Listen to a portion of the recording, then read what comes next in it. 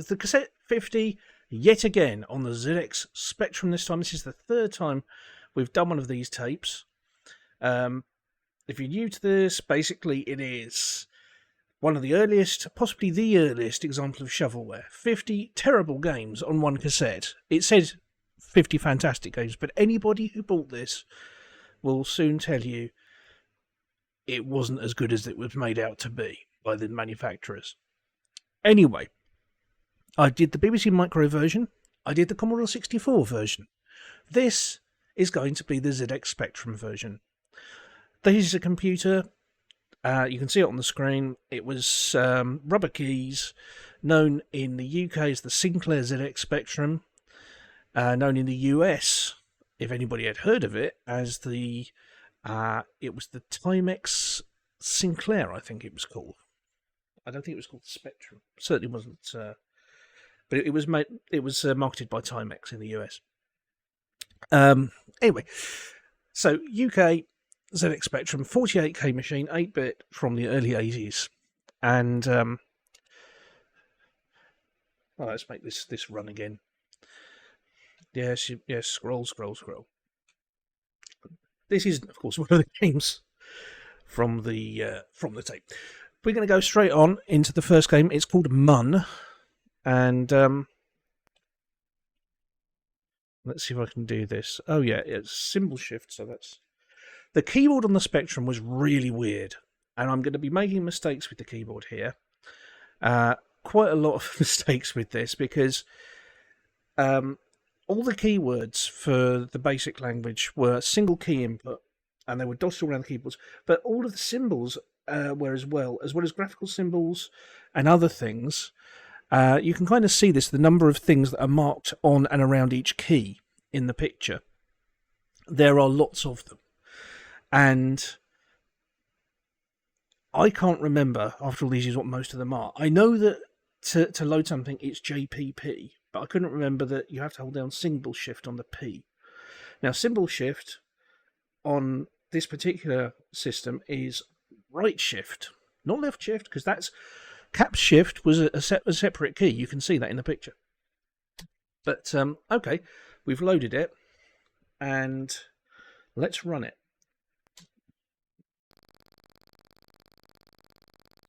It's also worth saying the Spectrum had very limited sound. In today's parlance, we're used to 16-bit sound, 24-bit sound. This was 1-bit sound. I am not joking. I'm not exaggerating.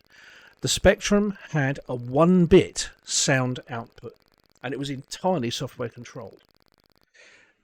So if you wanted to make a beep as a programmer, you basically had to make it loop with a particular timing so that it beeped, at a particular frequency. People did some amazing things with it, and later versions of the Spectrum 128, had better sound hardware. But these are games for the original 48K Spectrum. In fact, I wouldn't be surprised if a lot of these actually would run on the 16K model. Anyway, so come on, munch them monsters. This is the first game. In this game, you are in a maze. 2 monsters will follow you, but by eating the asterisks, you will be able to eat the monsters. At either side of the maze, there is an exit. If you go out of one of these, you come in the opposite one. So this is Pac-Man again. I think most of these tapes, most, I've done 2, this is my 3rd one. So I think, they've all started with a Pac-Man clone, haven't they? But remember, when you eat an asterisk, I can't say asterix, because it's wrong. You only have a limited amount of time in which the monsters can be eaten. Your keys are Q, Z, I, and P. Very unlikely there'll be any joystick support on this because, there were joysticks available for the Spectrum, but keyboard support was much more common. So, let's have a look at this little Pac-Man game. Have we started? Yes, we have. It's slow, not very responsive. And you're going to look at that and you're going to say, oh, you went straight into that ghost, that monster. And now I've permadeath now, by the looks of it.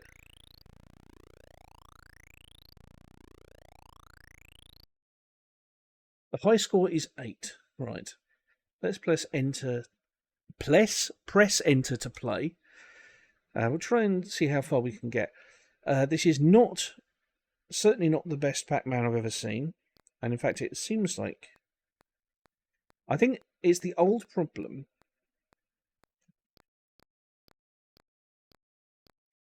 Right. It's the keyboard buffer. So if I press down too many times, Pac-Man is going to... Sorry, what is he called? I actually got one of the ghosts. He's going to get... He's going to stop there until I... This is confusing. Because he's not going actually where I'm intending him to go. That's why I was breaking up there, and I'm not making any sense. Not that I normally make much sense. So there's a delay on the keys, because if I've pressed a direction too many times, Pac-Man will wait there as he works through the directions I've entered until he's ready to start using the directions that I'm now pressing. It's so you kind of react, but you have to react several seconds before he's actually ready to change. That's if you've hit a wall. Normally you're all right until you've hit a wall, in which case it can start to get awkward. This is similar to the problem we had on the Commodore 64 with some of them. Although I am getting used to it now, he says. Still getting it a bit wrong.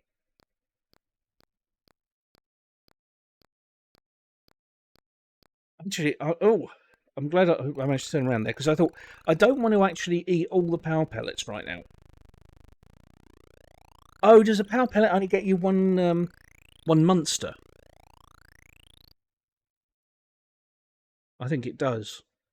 So that's a much better score. Something I want to quickly try, because it's a simple enough game. I don't think I'm going to get on to the next level very easily here, but we'll just have a quick look at... Oh, I can enter anything I like. How would I come out of here?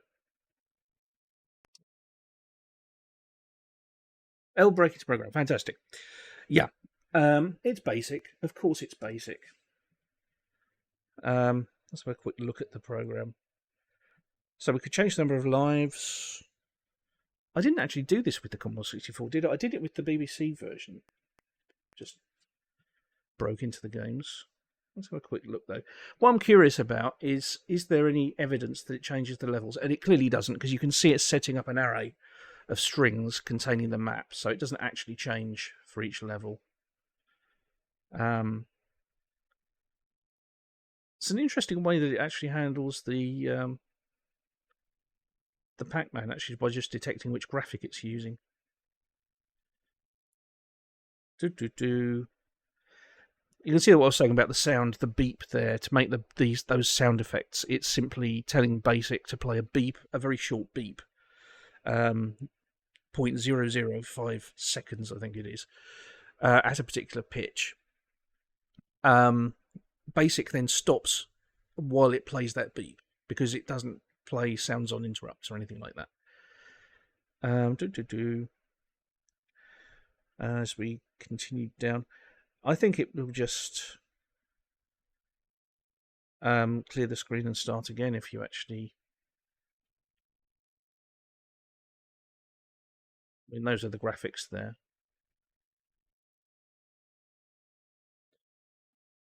Yeah, that's the whole source of the game. You could type that in, and that would be the game. So that's Mun. That's the first game, and we'll move swiftly on to the next one, which PP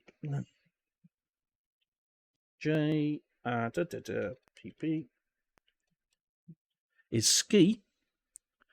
I've set up a slightly more sophisticated method for updating the screen this time, but not much. Okay. So it comes up in one go. Right. Run. That sound is ridiculous. Sorry. Oh! I didn't expect that. I was hoping was, because I pressed Q to quit. What I actually wanted was to actually just hold it while I read the thing, because I didn't want that horrible bleeping in the background while I was reading the instructions. But it's taken us to another screen. Then, of course, this is the old Cascade Cassette 50, so this is Cascade speaking. But buying games at £10 each, that sounds like a good deal, but I don't think they're saying that you'll get any royalties. So if the game is a big success, then all you'd get would be £10.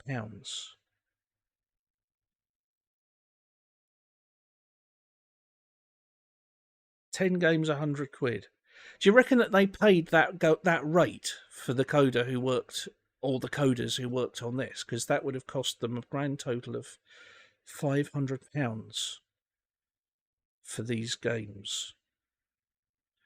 I don't know. Possibly. I'm actually thinking £500 in early 80s money would probably have been a bit expensive for these games, even for the rights. I don't know. I honestly don't know. I wonder what happened to the people that coded these. Hang on. I wonder if I can just mute this. Okay, hopefully you're not hearing that now. There are 6 skiers. You can bet upon which will jump furthest. You start with £50. It's not real money. It's not real gambling. This is just an old 80s game that you loaded off tape. If 2 skiers land on the same spot, the first there takes that distance. You put it 5-1 odds. Select colour by number 0 to 6, but not 3. I suppose because that's the background colour, and it probably just detects based on that. Okay, I'm going to turn the sound back on again. G for game. Nothing happened. Now, this is a game that definitely there was a version of it on the Electron tape when I had it, so it must have been on the BBC tape, because the Electron games were the... We won't talk about those ones, because you can see the video there if you're interested in those ones. So let's just say £20, and the colour we'll go for is not 3, because that would be the background.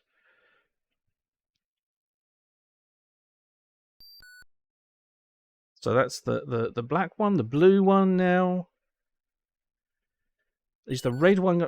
Well, I think the blue one's done very well. Well, the red one didn't do very well at all. Green one. Cyan one. Landed right on top of red, so red is presumably squashed flat. And the yellow one.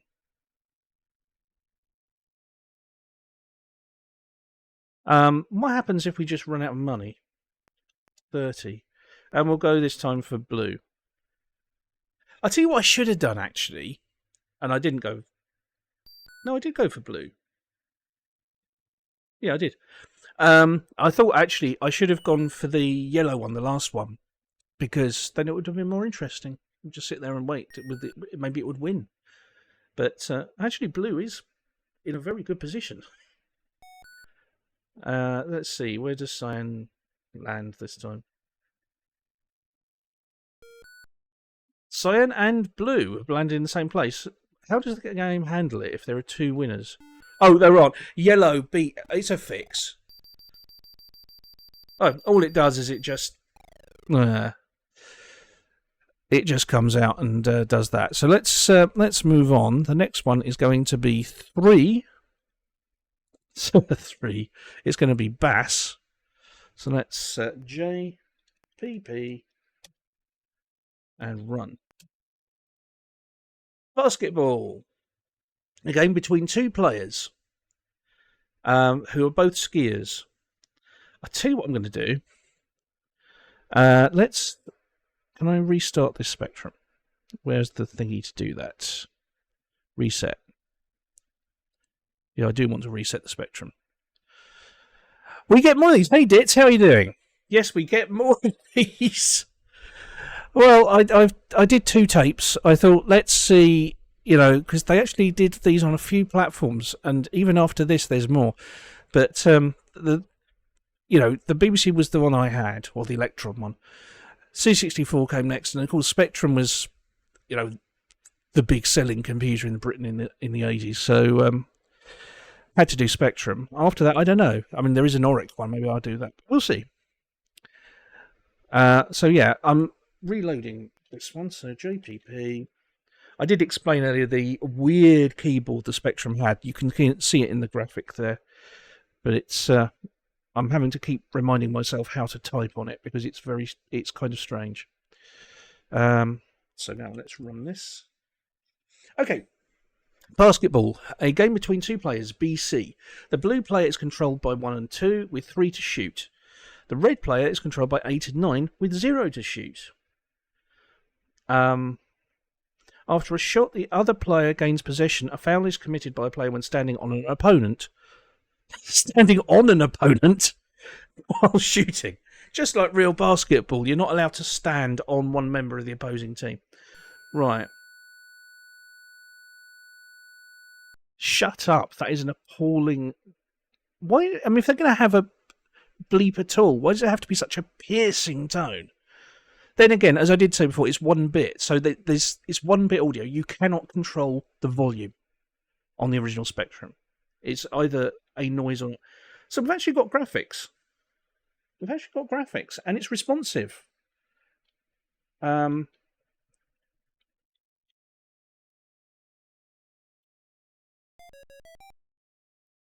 But the shooting mechanic is awful. And plus we've got that flicker. I missed. But if it always goes the same way... No, ball landed on red. I don't know what the ball did there.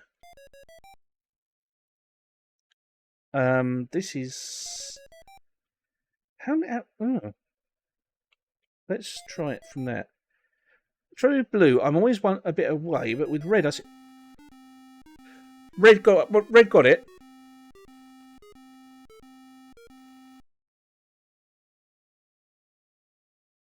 Is that... So now he's moving. Oh, he's got the ball, but you can't see it because it's flashing in a weird way. Right. Okay, off the back.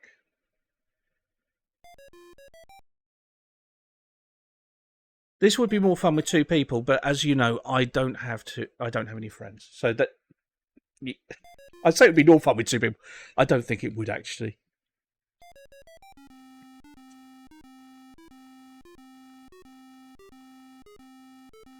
Just something a bit weird about the basketball players when they actually get a shot is their body sort of splits in half. It's a bit like... I think maybe they are... they've been infected by the thing. So maybe that's what happens. I'll quick look at the program. I mean, I don't know why, because it's probably of no interest to anybody but me, but there we go. Of course, it's in basic. No, we won't scroll. Bearing in mind what happened last time, I think we'll reset the Spectrum again. This next one is going to be Fro. Game number 4. JPP. And run. Oh, look at this. Is it a proper version of Frogger? It is. That's not bad. How does it feel? It's responsive too. Now, one limitation of the Spectrum's graphics is you could only have 2 colours in each graphic square, which meant that sophisticated graphics tended to be subject to what was known as attribute clash, where you'd have one colour sort of bleeding into another one around the edges of a character square. They do love a good flicker, but again, these games are all written in BASIC. You know, a machine code game, you could synchronize it to the screen update, but not really here. I'm not sure how you get past these crocodiles, because normally those are always dangerous, unless I just. Oh, that's really weird. I've never seen a version of Frogger like that. So you actually, okay, you are not going on logs or anything. You're actually going between them. So it's just another bit like the traffic. Okay.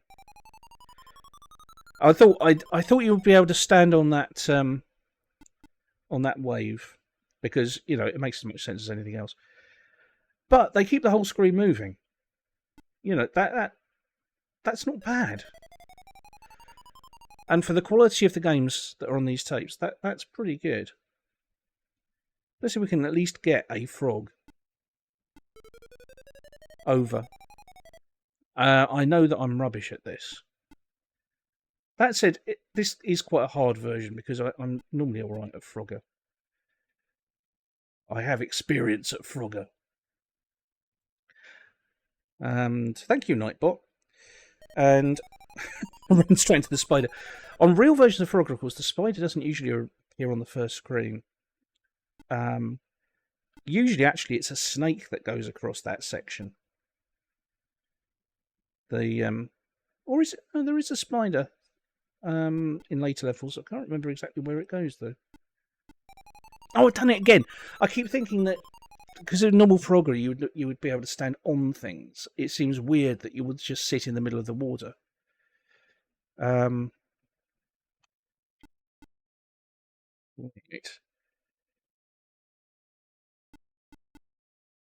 Okay. Now I've got to keep my wits about me here because I'm. Oh. I'm giving this more time than usual because it is better made. It's genuinely better made. It is actually a game which, you know, may not have been the best in the world, but at the same time, I think is okay.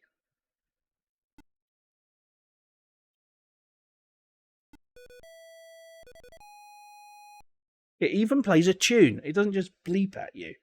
I'm very tempted to want to get through this and see if I can get all 5 frogs on. But equally, I know how terrible I am at this.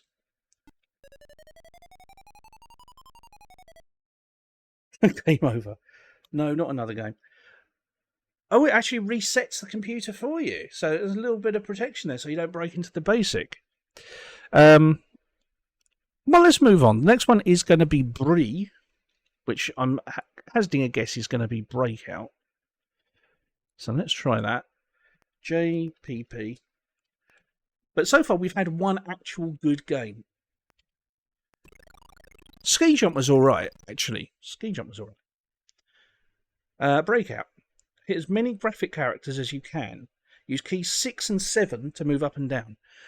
That's not as arbitrary as it sounds. You can just make out on the graphic on screen that on the Spectrum keyboard, 6 and 7 were indeed the up and down cursor keys. Basketball was, well, you know, if basketball was a AAA game for you, you'll be blown away by this. You would have absolutely been delighted by this collection back in the day. Again, it's on its side, so it's a bit like pawing on the Amiga, although the ball is kind of going through the bat. But aside from that, I've seen worse versions of Breakout in BASIC.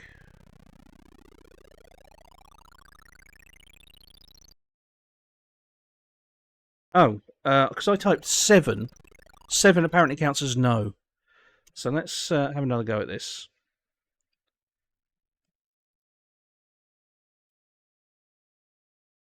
It is flickery again, isn't it? Another go, yes. Up and down, up and down. Kind of. Right.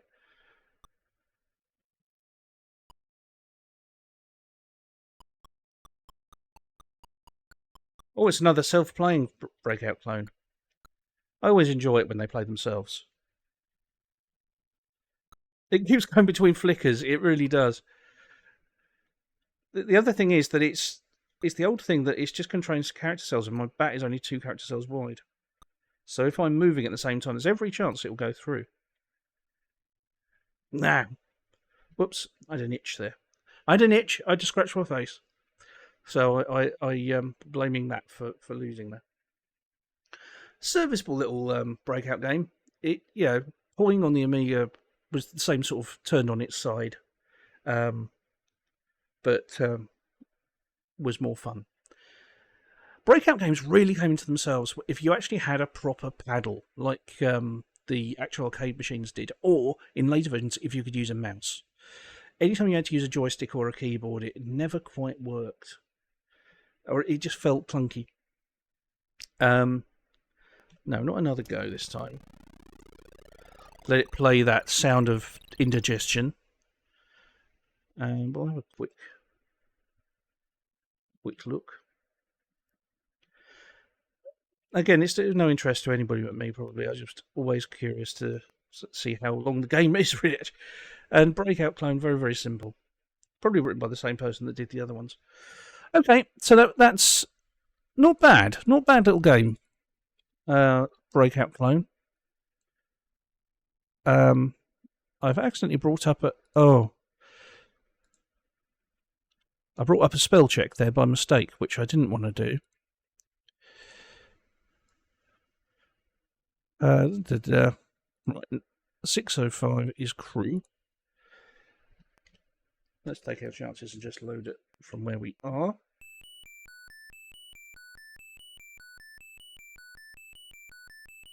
Somebody's seen Close Encounters of the Third Kind. Oh, it's that again. I'll turn off the sound. You have been captured by the evil Dr. High Bleeping Death and are laid on his crusher. If the addition sum shown below you is correct, press 1. If it is wrong, press 0. Press the wrong button and the crusher descends. Why couldn't you have just pressed yes or no? Y or N?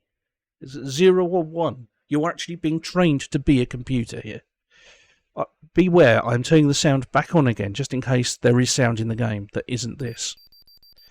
Game. Oh, press number for difficulty. Well, moderate. You have to be quick. 1. No. Well, okay, I can do this. Let's just watch what happens if he gets crushed. Does anything interesting happen? Because otherwise it will just sit there forever while I get... If I get answers right, these aren't difficult. It's just get answers right till you get bored. That's the game. Squelch. Now what? Oh, it's that again. And the advert again. Right, reset the spectrum.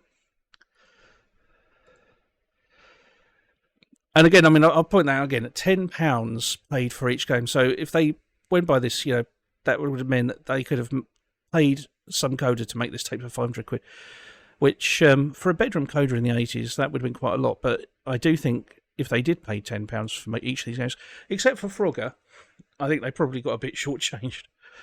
Right, so this next one is... This is an early 80s tenner, which was probably enough to buy you... well, I always think it's about 50 quid's worth today, I would have thought. Something like that. 30 to 50, somewhere there. Not a house. We're not talking like 1960s money. A very small house. JPP. STA. What's this one going to be? Star Trek? I'm going to make a guess. There's always seems to be a Star Trek clone. So is it going to be that? Yes, it is. It's the Star Trek clone. Which I've looked at these before. Now, I've done these before, and I have played these before, but the trouble is they are quite in-depth, and this isn't the place for me to actually go into... Why was there a 10-second wait? The other versions didn't do that. We'll do a long-range scan. In fact, I think this is exactly the same version of Star Trek they used on the other ones. They just did a line-by-line conversion of the basic.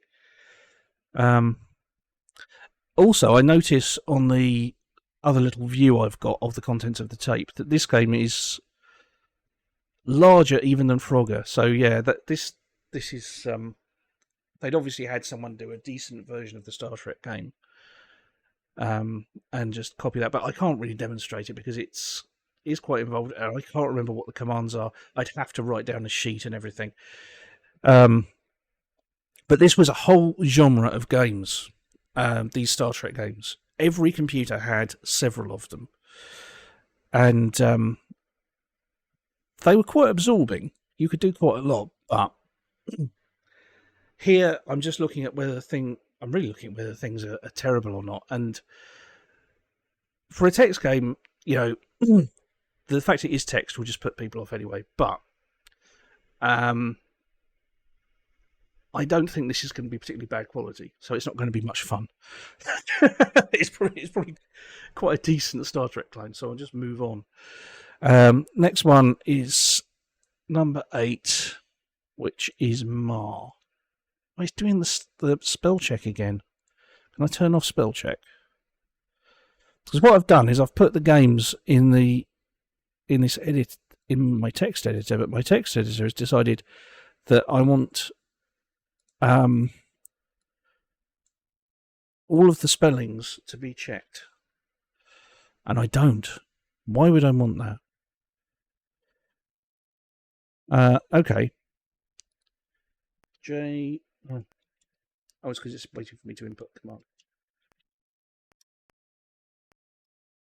Why do you actually do a break in this? I know that you can.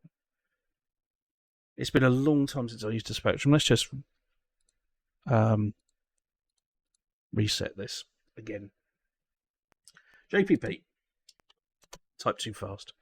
Program MAR. Martian KO. The Martian fleet is approaching Earth. You are in charge of the only missile launcher still capable of destroying spaceships. There are only 15 rockets left. See if you, ordinary you, can destroy the whole fleet. You have to decide on the velocity at which to fire each rocket between 10 and 60 kilometers per second. When you're ready to start, press any letter. Oh, any letter? Okay. Not just any key. 35 spaceships left, 15 rockets left, enter firing velocity. So we'll go with 40 to start with. That was too much. The aliens look a bit like the London Underground logo as well. This time it's further back, so let's try 50. Still too much. Alright, let's go for 40 this time. Oh, we got one. Let's go for 35. Not bad. 30. Aliens sort of make bleepy farts when they die. That's true, by the way. 26.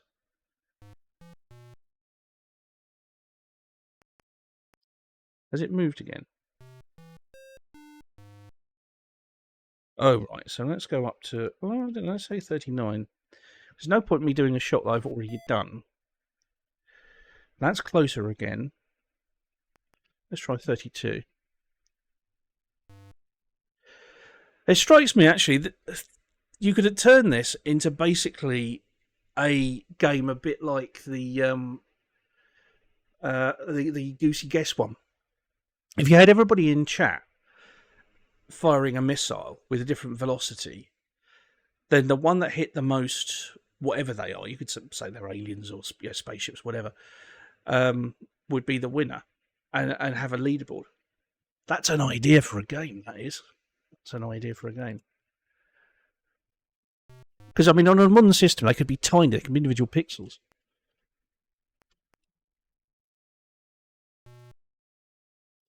Three rockets left. Let's see what happens when you run out of rockets. So 23. How am I going to hit those 37? Is that too much? Yes, it is. Only 5 spaceships left. We are probably safe. Well, it's interesting. It gives you a little bit of leeway there. We're probably safe. Probably safe. These are probably the 5 crap ones. They're probably the 5 drunk pilots. Drunk pilots tend to be safer than normal ones. Yeah, they tend to be weaving around so much that they just avoid the missiles, but they're going to crash themselves anyway, so rest space to stop. I am going to look at the basic listing here because I'm curious what the possible options are that it says, depending on how many ships you leave at the end.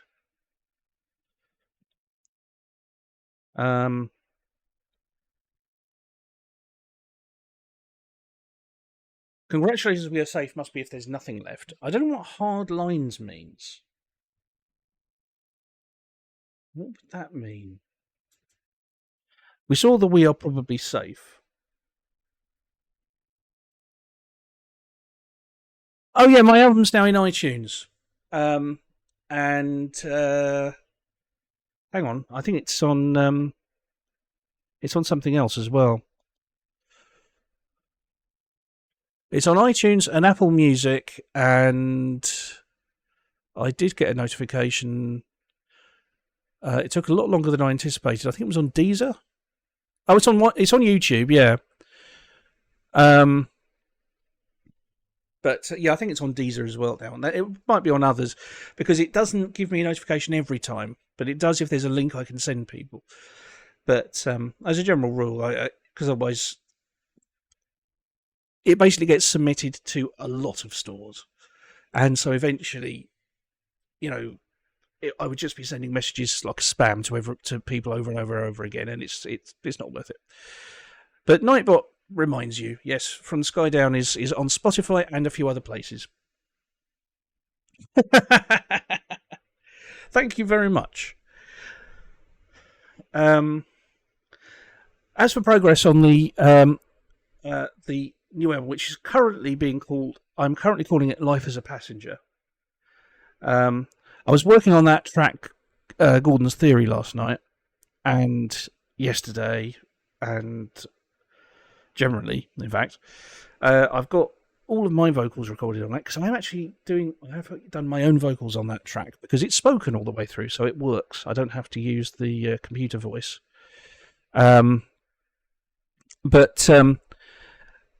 people that have already sent me vocal recordings, I've mixed their bits in already because I've got a bridge section in the song Gordon's Theory, which I'm getting people to volunteer for to do a single line, or rather they record the whole bridge and then I pick which line they're going to do from the mix because it gives me a bit of choice as to who does what. And I have currently had recordings received from John Pennetier from who I know, Aisha, who I know, and Elfie Oakwood, who is another streamer. I'm awaiting recording from Ditz, Sofa 7 and Curly, and possibly others. I'm hoping that I can get at least 8, because if I can get 8, then everybody has one line, which works well. I was kind of hoping, actually, that I'd get enough take-up that I could maybe do 2 runs of the bridge with different people each time, so I'd need 16 people. But for the sake of this, but right now I've got 3 of the lines in there just as a test run, and it works very nicely. So I'm quite happy with Gordon's Theory. I've also written the lyrics for another song, which is called A Riddle, a Puzzle, an Enigma. But although I've created the project for that song, I haven't actually started proper work on it yet. But Gordon's Theory, initially I was going to leave it just to sit there, and then until I had all of the pieces submitted. But I decided to just get on with it because this next one's called Bog. This next one's called Bog 9. But yeah, I kind of felt like I wanted to work on that song.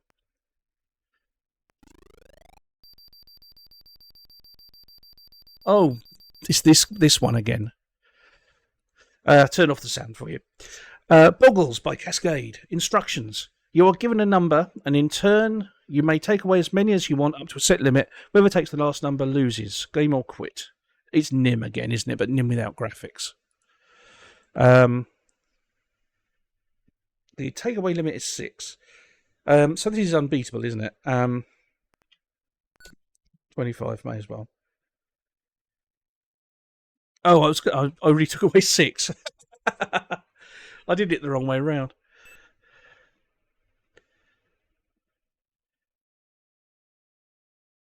Let's take away 6 again. Revealing that I can't type.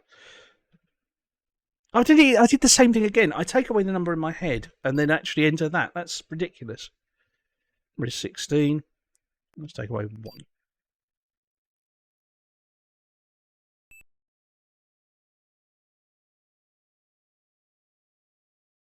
I say it's unbeatable. If I take away 1, the last person to move loses. Okay. No, it is unbeatable because I'm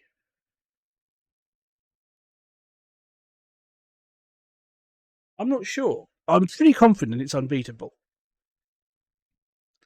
If someone wants to have a go at this and prove me wrong, that would be quite good. But I'm pretty sure. Okay, Ditz. Thanks for coming in. Enjoy your lurk. Yes. Because the thing is, if I enter any number, the computer is going to take enough to leave 1, so that I have to take 1, which will mean I lose. So whatever I take now from 1 to 6, it's going to leave enough that the computer can then take 7 minus that. So by way of example, I will take 4. The computer will then follow by taking 3, leaving me with 1. Computer takes 3, which leaves me with 1. Computer wins. I'm sure there's code in there. I'm sure there's code in there to deal with the possibility of the computer actually, unless, I mean, I could be wrong here. Maybe it just does a random number. But I would imagine it's just using an algorithm there.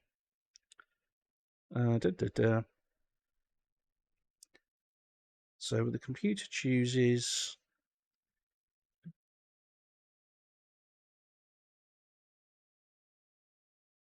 n minus 1 divided by k plus 1.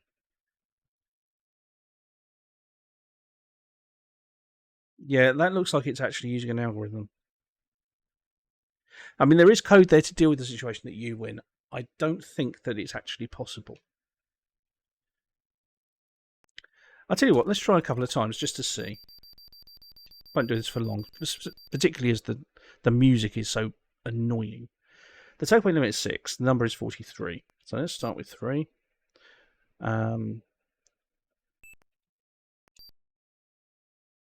In fact, is it trying to add up to 7 each time? If I take away 1, will it take away 6? Yeah, it's trying to add up to 7. So if I go 4, it will take away 3. Yeah. And I think it's then getting to the point where it can reach 8. For that exact same reason, it will try to get to 8. So if I give it the option here of getting to 8, it'll go for it. So if I take away 5, and then I get it, I think it will take away 2. Yeah. Which leaves us with 8, so with the same situation that we were in before. I'll take away 4. It takes away 3. I'm forced to take 1. And the computer wins. I'm pretty sure that's... Let's give it another go. Takeaway limit 6, number is 54. So again, is it going to do the same thing if I take away 6? Oh, now, this time, I tell you what it's done. We're now at 43. So I think it was aiming, which was the number we started at last time. So I think it's going for... it's trying to get to a multiple of 7 plus 1. That's what it's trying to do. The first priority is to get to a multiple of 7 plus 1. Or rather, the takeaway limit plus 2. So now we're there. 42 plus 1. 42 is a multiple of 7, of course. So now it's going to go back to the old making up 7s. So its move is 3, because I entered 4. If I enter 3, it will take 4. And so on until we reach 8. 5 and 2 is 7. 1 and 6 is 7. 3 and 4 is 7. And so we're back to number 8, where we were before. And of course, that is unbeatable. Even if I take 6, it will take 1, meaning I have to take the last 1. Computer wins. Well, the only thing I'm not sure about is the takeaway number away 6. Takeaway limit is 14. Okay, so now it's going to be trying to head for a multiple of... It's going to be a multiple of 15. It's going to be aiming for first. A multiple of 15 plus 1. So it's going to be going for 46, I think, is the next one it's going to try for. If I take away 10. Its move is 1, so it's going for 46, which is 15 times 3 plus 1. And now it will be trying to make up 15s for the same reason. So if I take away 9, it will be 6. Its move is 6. If I take away 5, it will then take away 10. Now we're at 16, which is the takeaway limit plus 2. So this is the same situation we were in with 8 before.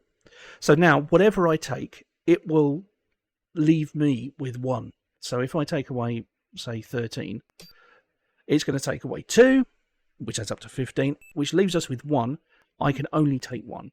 Computer wins.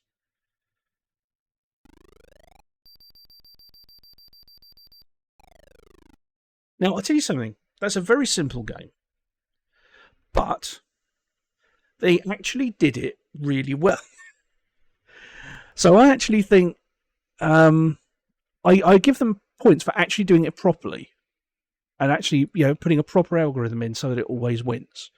I know that's unfair, and you say it's not a proper game if it always wins, but they've used some proper maths there, which is, you don't always see that in games. So anyway, again, ignore the advert from Cascade. It's funny they didn't do that with the other platforms. Maybe they weren't interested in anything other than Spectrum games. Anyway, next one is Ali. I don't know what that is going to be, but we'll run it. Alien attack. Oh dear. Alien attack. Alien spacecraft have been sighted. Fire your underground lasers to destroy them. Laser positions match the number keys. 1 is the extreme left, 0 is the extreme right. You only have 50 shots. If you're too slow or miss, the craft will vanish into hyperspace to reappear in a different position lower down. Don't let them land. So let's give it a go. Number for difficulty, we'll go for medium difficulty. It's another great... Oh, I see. So I've just got to grab them where they appeared. Not. Oh. I hit 0 ships in 3 shots. Is it going to ask me if I want to have another go? Yes. 30 aliens. The trouble is, if you get it wrong, they do fart when they die. If you get it wrong...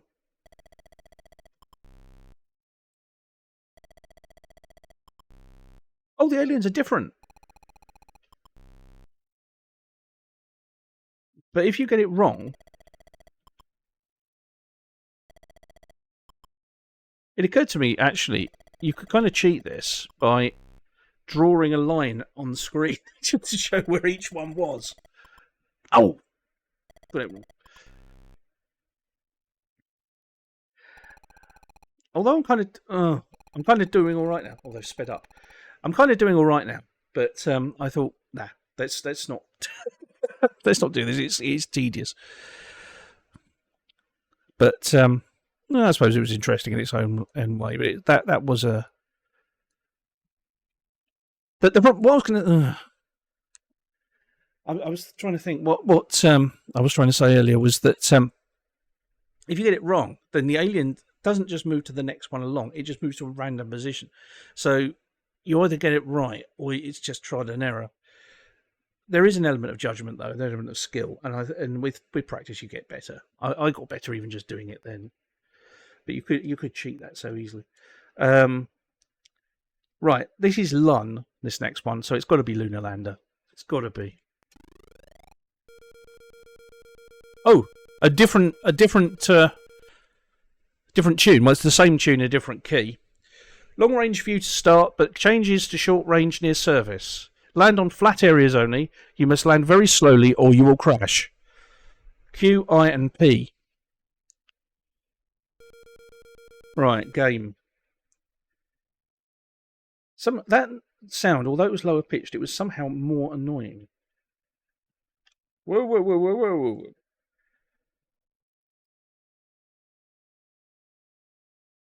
Look at that.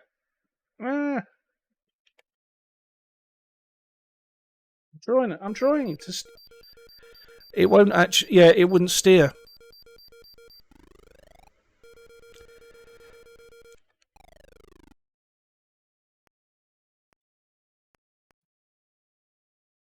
I don't know. I thought that was fairly terrible. It didn't seem responsive, and I'm just bored with Lunar Lander games. Now, this next one is called Maz. So we've had a Pac-Man clone, so I don't think it'll be another one of those. Although I seem to remember on the Commodore 64 tape there was more than one. I think on this case, though, it might be just a generic find your way out of the maze game. If we're really lucky, they may have actually thrown a 3D maze game in, because there were a lot of those in the 80s.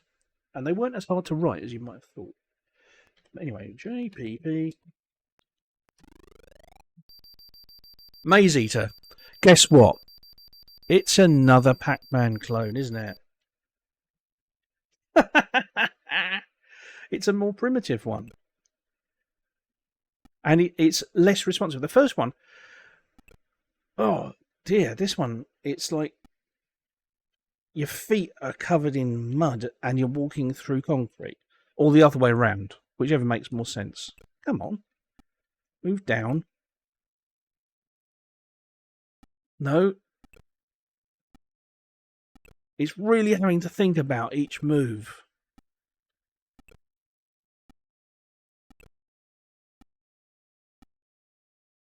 Oh man, this is a slow one. At least they didn't waste any time creating graphics or anything. You know, coloured blocks is where it's at. Actually, this is, red and green. That's not going to be very good for people who are colourblind, is it? Or at least not red-green colourblind. Although I suppose you can keep track of which one you're actually controlling. But if you look away from the screen and then look back again, you might get disorientated. Particularly if the ghosts were anywhere near you, but they're not. They don't seem to be following a particular path. They're just very naively heading towards you. Oh, that's interesting. What caused the next ghost to appear? Was it that I got 300 points? Don't worry, I'm not going to keep doing this. That would have been too painful at that speed. And that was another one that was UTS at your service. Although we didn't see it that time, I don't think. So UTS must have been another. It was something software, I'm sure, because I can't think the S. That must have been a company that either was bought by Cascade or they did development for Cascade. Interesting.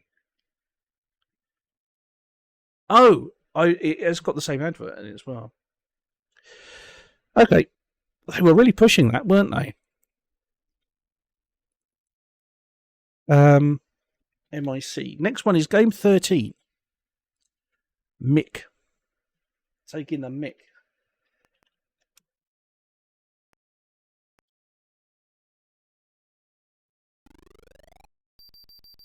Ah, short circuit. Hang on. You are trapped inside a fiendish computer which is trying to surround you with pieces of printed circuit, like this.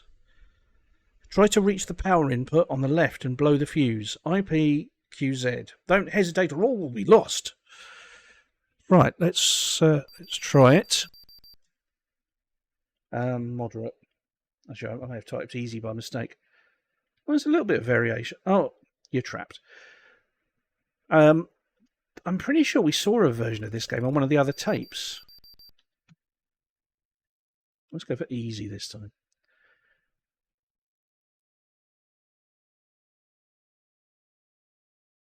It's actually using a... Oh, it's being clever about it. It's trying to actually block me in. It's not random.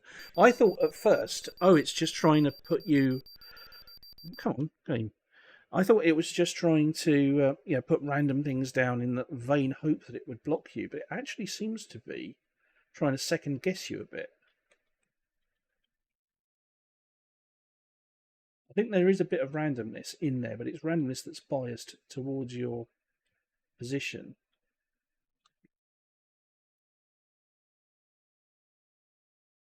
I mean, I don't... Maybe that's what affects the difficulty. You know, how biased it is towards where you're actually trying. Oh, man. Oh. Yeah, I'm trapped. That actually, I thought I might be able to make it there. I wonder if I can make it. I don't think it's like the NIM game. Maybe it is on hard. Maybe on hard it always blocks you. Let's see if it does. Or if it's just faster. Maybe it's just faster. Yeah, it's just faster. And less responsive as a result. I think because it's always trying to find a new location to put a piece of the printed circuit, as they call it. G... Easy. I mean, easy. I haven't managed it on easy yet either. Oh, it wouldn't move. I was pressing Z and it was just sitting there. I'll give this one more go because I do want to see if we can do it. I say we. Oh, in a way, it's dangerous to start near the bottom because it's much less. Come on.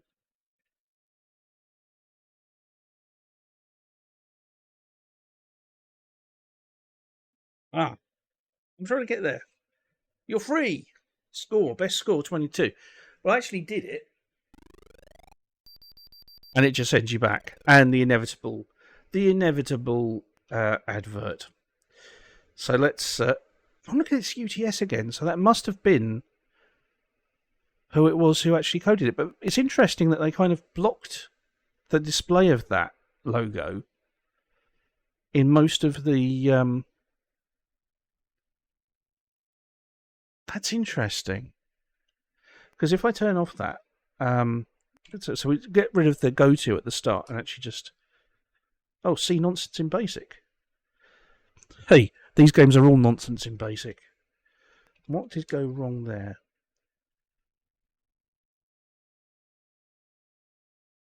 Oh, that's interesting. I wonder how that happened. For 8 was 1C7. I mean, it should clearly be a... Oh, weird. It's almost as if they did actually convert it from another platform, but it didn't convert, or they copied it somehow, but it didn't copy properly. I wonder if maybe that's even why they made it skip the logo, because it didn't work. But we have seen it work on one tape, on one game, so that's weird. That's weird. There's probably a story there. I mean, I'm sure somebody somewhere has... Oh, hello. Now, according to the tape dump, the next game on the tape, number 14, is also called Mick. So let's load it and have a look. It is called Mick.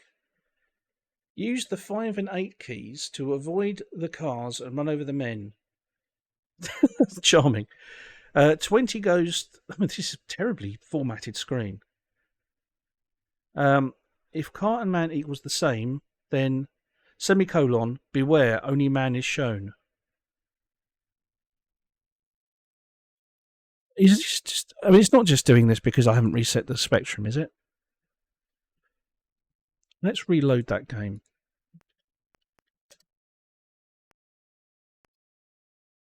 No, it always looks like this.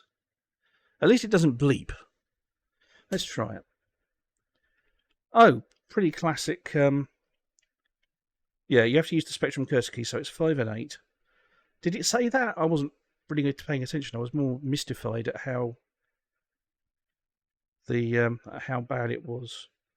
Oh, right. I've got to run over the men, but not the car. But I get a point for just surviving.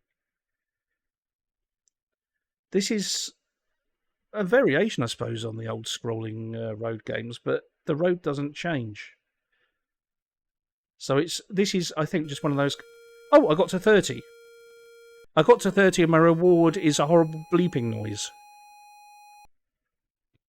Do, do, do. What a great tune.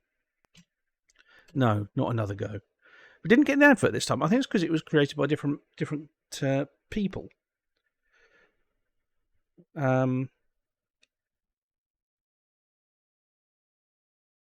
it doesn't have the UTS thing on it.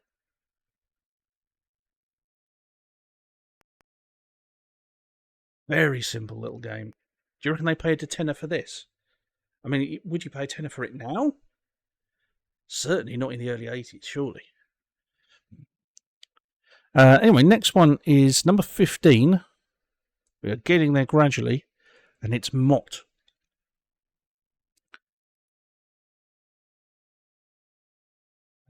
So, JPP, run. Use the 5 and 8 keys. What, really?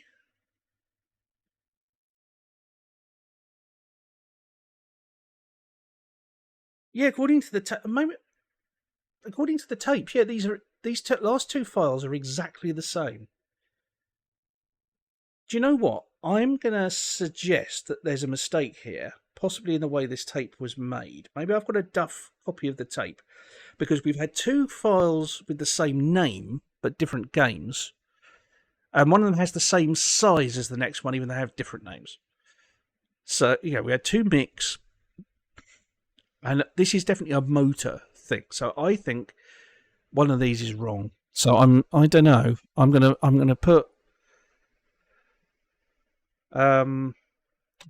question mark. Will this make the text go funny?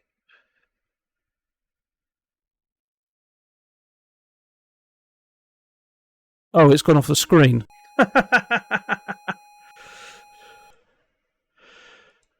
Oh, that's interesting because it was. Welcome to the amazing world of basic games, where if you don't press anything for long enough, it just goes ahead and does it on its own. I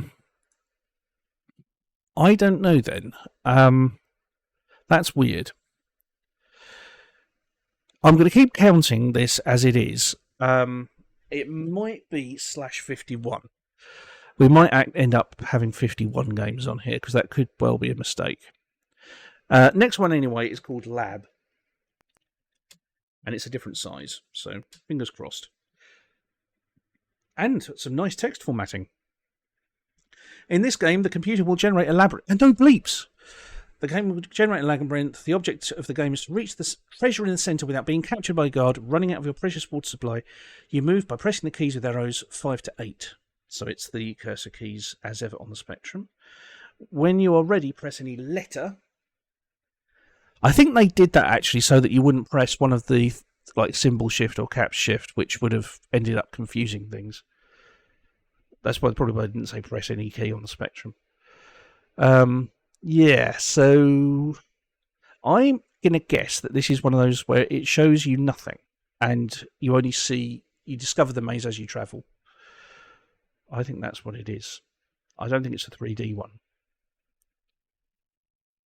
Oh, no, it's not. But it is one of these where you only move as you... Whoa. Did it tell me how I can sip water? Oh, now, there was a game that I think may have been a little bit like this on the BBC tape, now I think about it.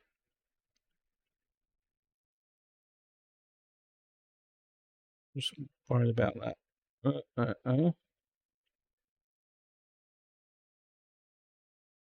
Oh, captured and killed. Play again. Is it going to give me the instructions again? What do I need to do to get a sip of water? Oh, okay. I'm sorry. I've completely. Yeah, right. With you. He obviously takes a sip of water every step because he's got some sort of dire medical problem. And I've wasted a couple of precious sips there.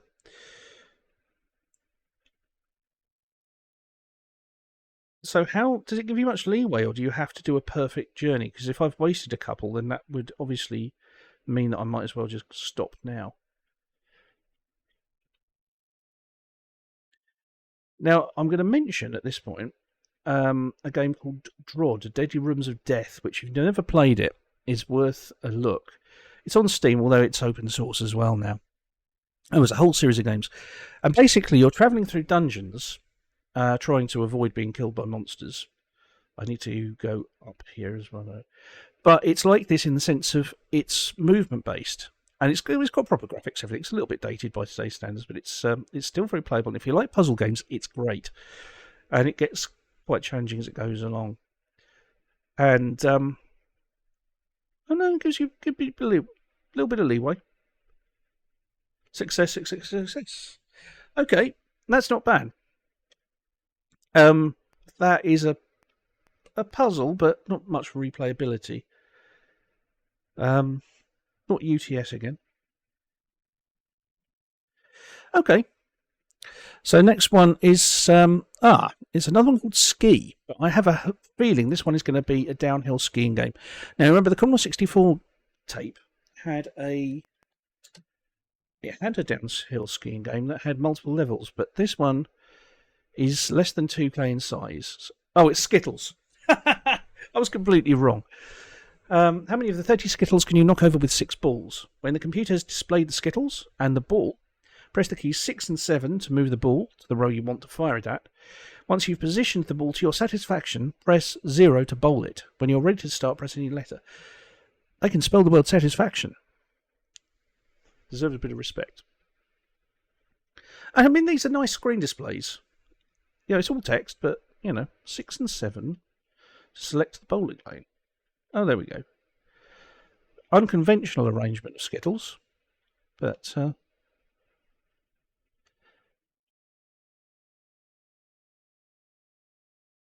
no sound at all. It's not that I've turned the sound off. There really isn't any sound on this one. There's a random element on this, but come on, down you go. Responsiveness is not brilliant. Let's play again. Oh, I hit S by mistake. Let's try this again. 6 and 7, come on. Down you go. I wonder if there's a bonus. If there's any value in... that responsiveness is terrible. But you kind of have to really shove down on the keys and hold them down. But sometimes it moves quicker than you think it's going to. So I think if there's... Yeah, 21 Skittles. Okay. Not brilliant. Possibly as a 2-player game that might be interesting. But as it is, not really. But at least they made it halfway presentable. Next one is Rack. Racetrack. Welcome to Racetrack. The track will appear before your eyes. Your task is to steer within the boundaries of the track without crashing. Right, this is going to be one of those scrolling road games, and this time with an actual road.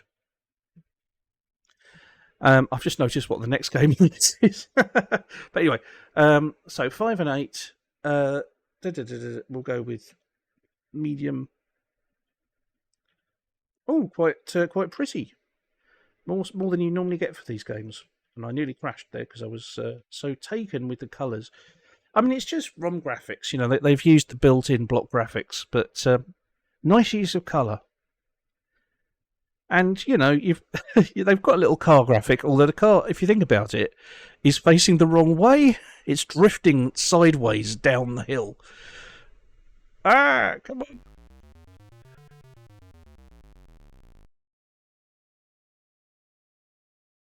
To stop, press space.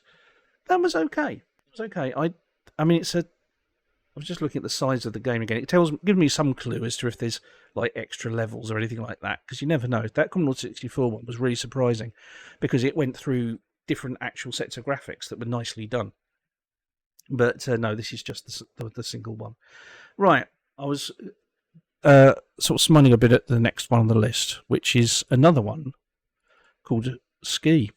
Third game so far with that title. So we've had Ski Jump and we've had Skittles. What's this one going to be? Spectral Skiing. Welcome to skiing. Make your way down the course using the cursor keys to dodge the flags and forests to reach the bottom, and a colourful celebration. Be warned, you have only 5 lives. So it's like a slalom game. Very similar from what it says to what we've just played. And they can't spell colourful. Never mind. Let's see.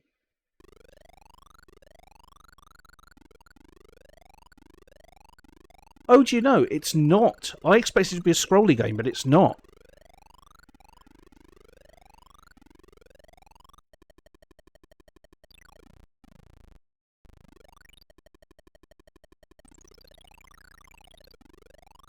Bad luck, you hit a tree. Lost another life. Well, how do I keep trying to move down, but it won't. This is... It is colourful. I'm going to have another go, but I'll tell you what, I'm going to have a look at the basic listing and we'll see if we can... Because I'm not going to win this. We'll see if we can trigger the colourful celebration without having to actually play the game.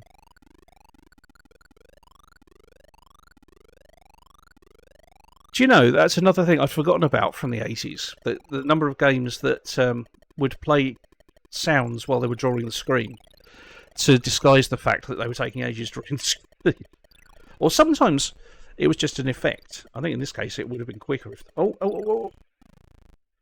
Ha ha, you hit a flag.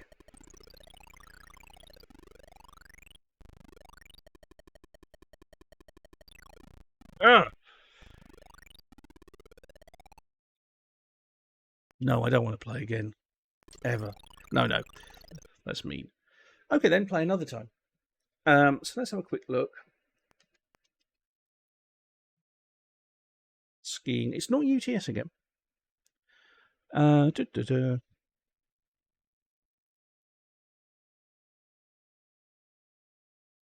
there's all the various ways of dying.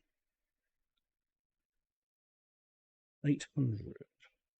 That's the instructions.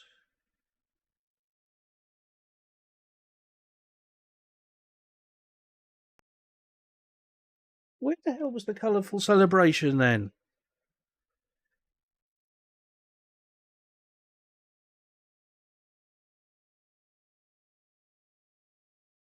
There must be a thing somewhere that checks.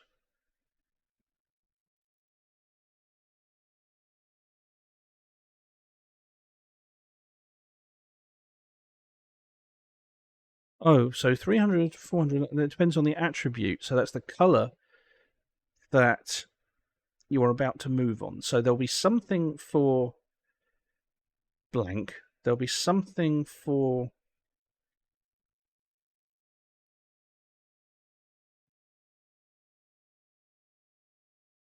I just spotted a way of making it easier, actually.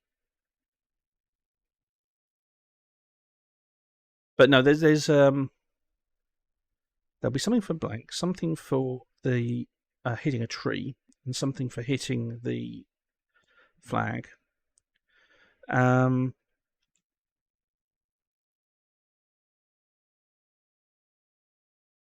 Yeah, that's hitting a flag.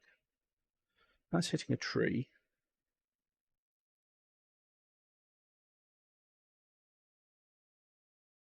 So what's 500? Is 500? I guess you run out of lives.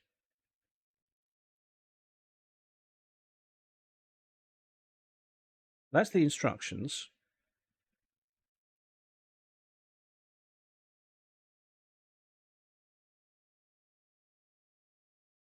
$900. Okay.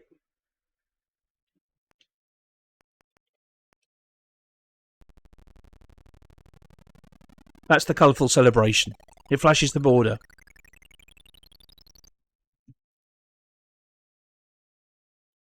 That's it. That's what happens if you win. No.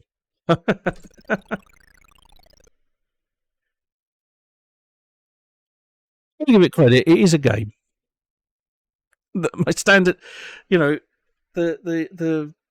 winning line in terms of actually getting praise with this tape is low. Right, tan is this next one. I don't know what this one's going to be. Could be tangrams, but that'd be a bit sophisticated, I think. It's a small game, I'll tell you that. It's tanks. Is this game In this game, you have to try to get to the other side without getting blown up by invisible mines. Use the curse keys to steer your tank across the minefield.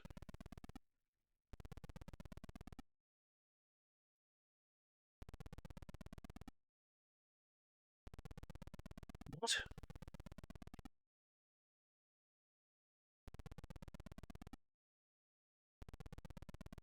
Why is it going bang?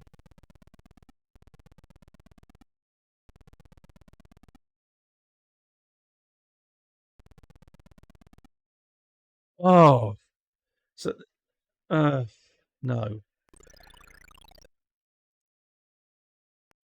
All right then, play another time. I think people really said "all right" in the 80s. Invisible mines. That's cheap. That's cheap. That is cheap. Let's see. Oh, an interesting rem. It's like somebody was reminding themselves what graphics they'd used.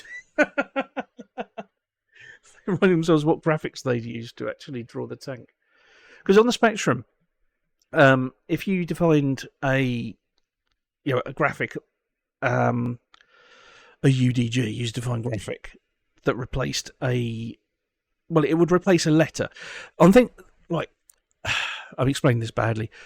On the BBC Electron, you could define new characters that didn't overwrite the existing letters. If you wanted to create new characters, either like accented letters or very simple graphics for games, you could do that in an 8x8 square, and it gave you 32 extra, and you could add extra by allocating more memory.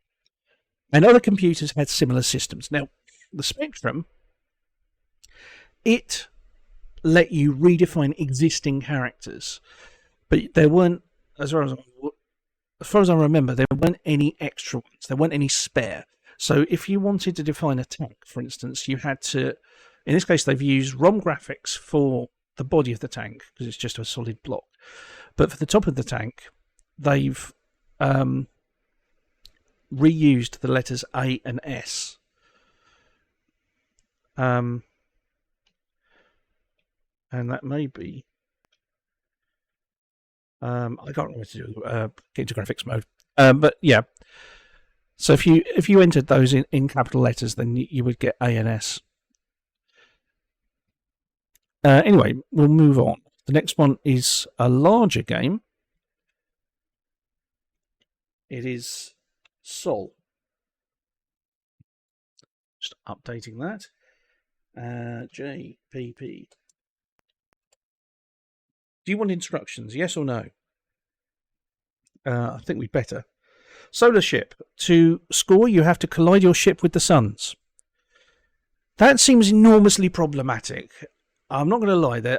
If number one rule of piloting a spaceship is don't collide with the sun, surely.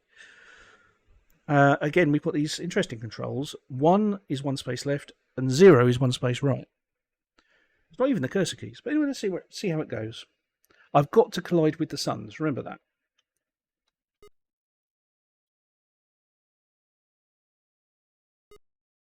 Why couldn't they have made it? They could have made it things like fuel canisters, or I mean, it doesn't even have to be a spaceship. It could have been like collecting goods on that have been floating on the sea or something like that. Oh, the first one we've seen with a high score table. Does it display the high score anywhere? Oh yeah, it makes my name flash obnoxiously. That's nice. So really, you just have to kind of find a path that picks up as many of these as possible, because you can't go directly to the side. You can only go diagonally. That's interesting.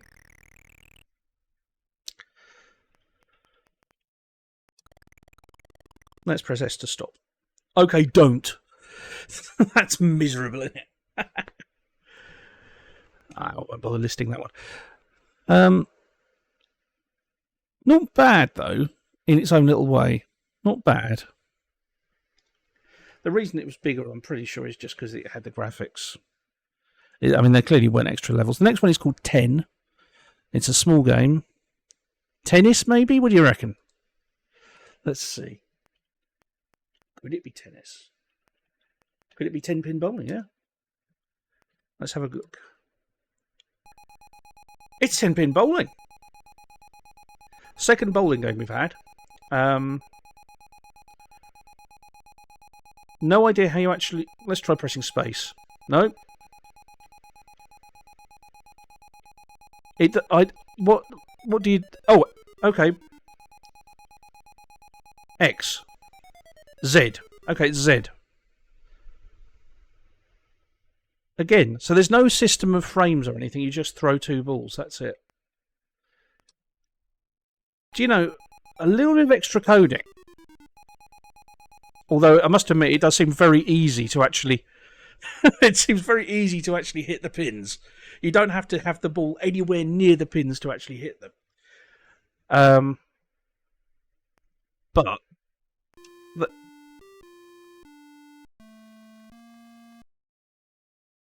Okay. Played a little tune. Not bad. They've put a little bit of work into this, a little bit of presentation, and it's okay, it's not spectacular, but it's way above some of them. But the actual gameplay is so lacking. You throw 2 balls, and it just adds up the thing. You know, okay, it's very simple how it deals with the pins, but, you know, you could work on that as well. It wouldn't have taken much more work. It really wouldn't to have made it proper 10 frames, deal properly with strikes and spares, and, you know, multiplayer. You could have a nice little party game there. One that you probably could have sold for 10 quid. But, I don't know. That seems like a missed opportunity, that one.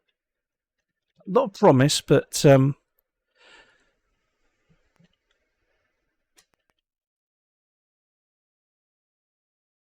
I'm just thinking to myself, was that the best or the worst bowling game that we've seen on this tape so far, given that we're 2? I should say better or... What's the opposite of better? Better or worser? Yeah. I think about even. Oh, this one's definitely prettier. Just because the colours. Anyway, sorry, moving on. The next game is Car. What is going to be? Alley Driver. It's not actually called Car at all. In this game, you have to go along an endless alley. You'll have to keep inside the black wall or you will crash. Use the keys 1 and 0 to go left and right. It's that coder again, the one who likes 1s and 0s. Okay. Hang on a minute. In this game, you have to go along an endless alley. Is it going to be the scrolly driving game again? What do you reckon? Certainly looks like it, doesn't it? And you can drive through on the blue, actually. Oh, it's not even scrolly. Could he not work out how to make it? I'm sorry.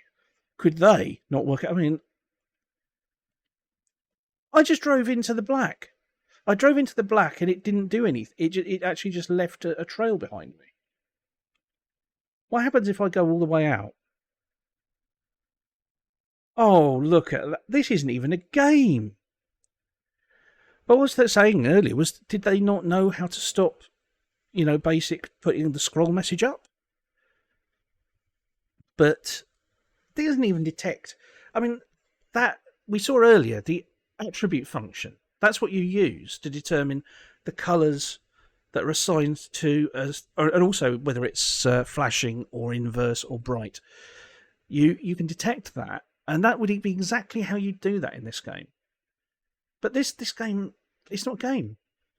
It's an animation that's got a little bit of interactivity, but even then, barely. That is such a...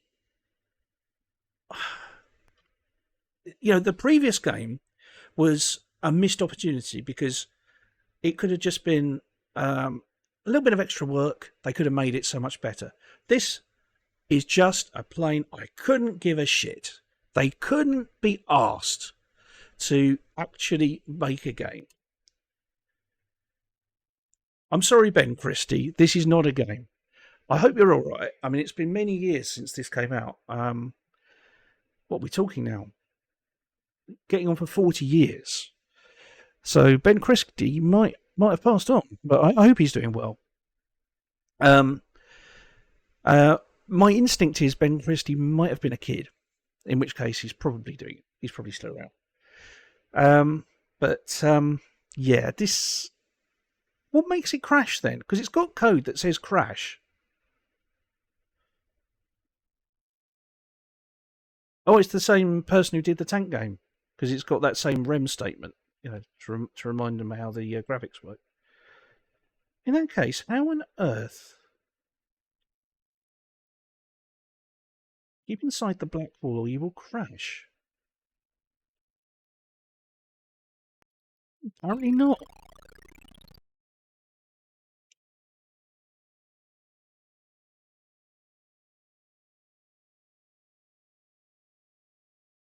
Funny enough, even if I go off the left-hand side, it reverses the controls. So I'm presuming that's a peculiarity of Sinclair Basic, because I bet it's just the controller's going negative. And Sinclair Basic is just using the absolute value. But yeah, it's not working. That avoid the black walls. Oh well. I wonder. Yeah, I do wonder what happened. Ever happened to Ben Christie? I wonder if how much he made for doing that. I mean, I do wonder. Were these bought in per game, or did they pay by the hour? Looking at those adverts, I would imagine that they just paid per game. Somehow, I doubt it was as much as £10. So the next one is STO, Stow.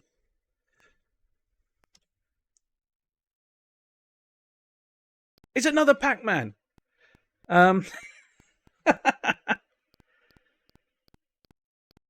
What actually are you supposed to be? I mean, you appear to be a thing that's got a waggly tail and a white, so I'm assuming you're a sperm.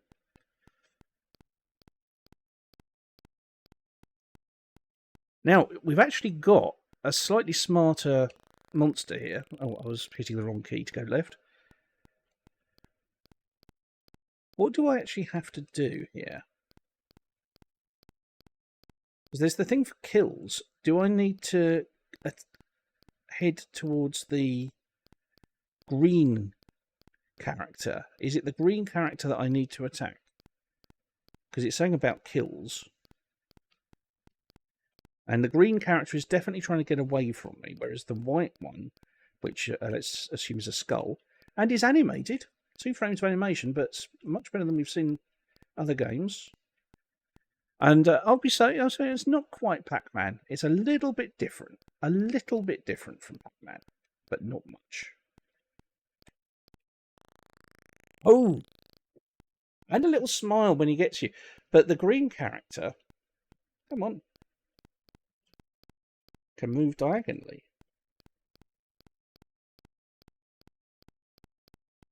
Oh, that gave me a bit of advantage over the skull.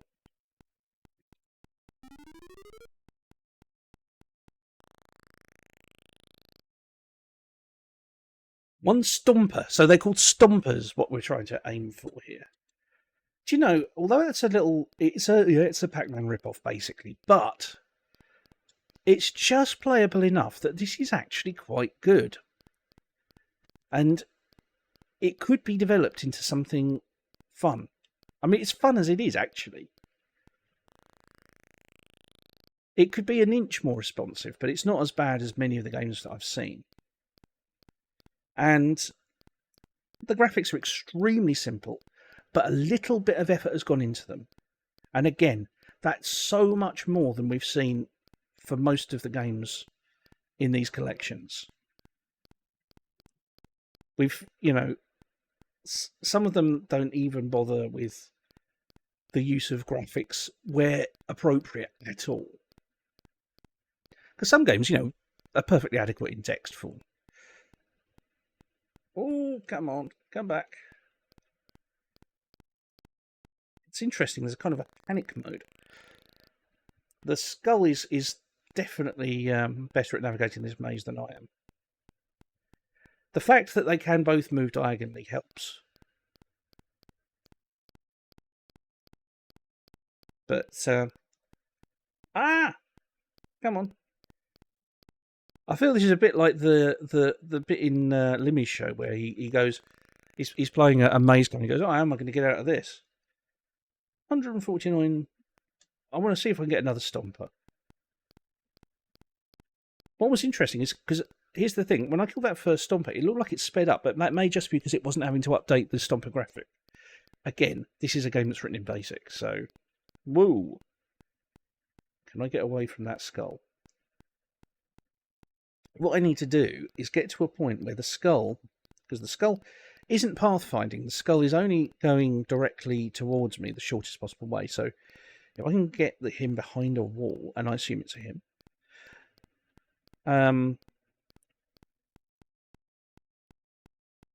then that gives me a little bit of leeway. But equally, the only way I've got, because there's nowhere to actually trap them, the only way I've got of trying to get the green character is to outrun.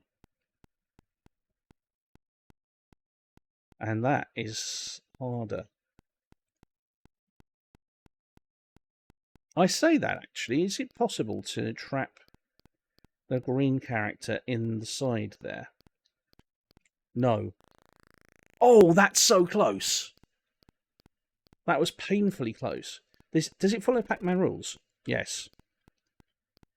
That's another way of giving yourself an advantage over the skull, although I must admit, that's very close. Why did the skull stop there?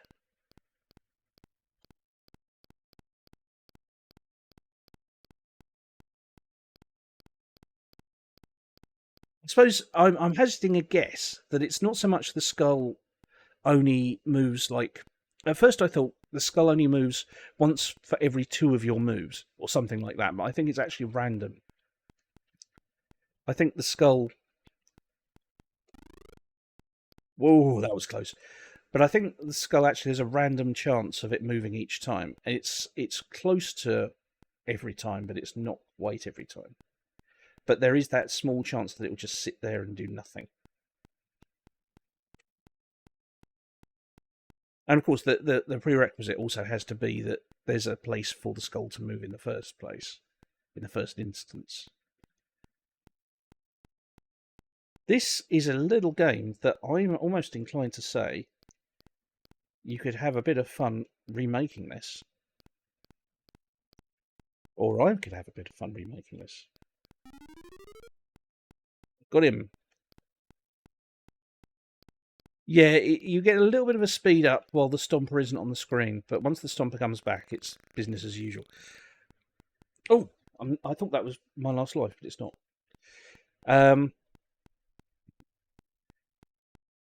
Yeah, the Tick 80... Oh, that was just pathetic. There's... the Tick 80 is a fictional console that you can program for in Lua. and I wrote a game for that a little while ago. That would be ideal for this because you could recreate it quite well, but you could give it a little bit of extra. Alternatively, you could always do it in Unity or something like that and make a mobile game out of it. But it's I think you could extend it a little bit. It's got a unique feel to it. I like that game. I like it. That's a decent little game. Simple, but it's decent. I wonder who made it. Will it say? No, it doesn't. Although it looks structurally very similar to the first Pac-Man game we looked at, so maybe it was even based on the same code. Maybe it was. But yeah, applause for that one. Next game is called Pin. Is it possibly based on the 80s film Pin? I don't think so, because I think that was late 80s. What do we reckon it's going to be? Pinball? If it is, no, it's 5K, so it's a reasonable size. It's pinball. And I'm getting points for doing nothing. It hasn't told me what the keys are. Is it... I've lost. Any keys to play again? Well, what are the keys?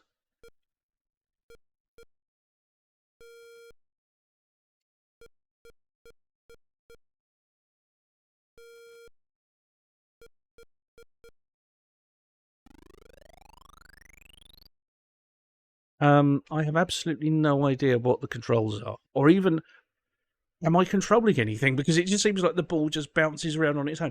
Normally in a pinball game, you don't actually control the ball.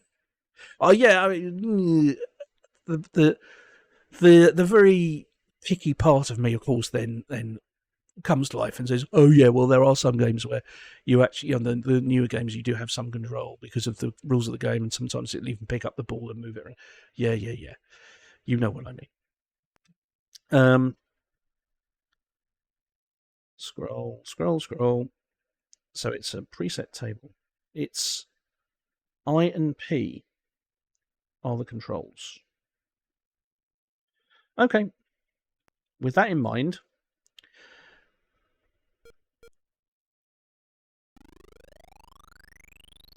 I still don't know what that did.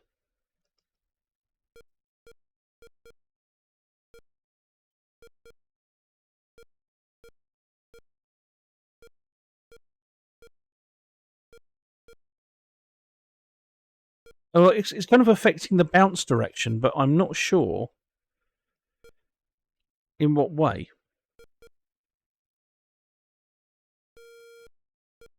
I think the idea is just to try and keep it bouncing as long as possible, but it's not really clear why things are bouncing the way they are.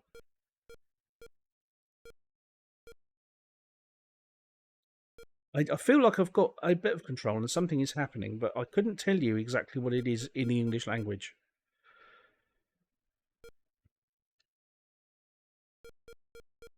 I mean, if I hold down I there, for the most part, it sits there, but I don't understand why.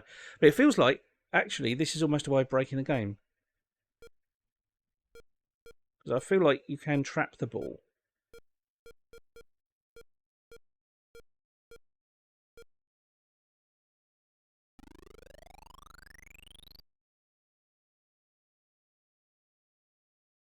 I'm not quite sure what's going on there.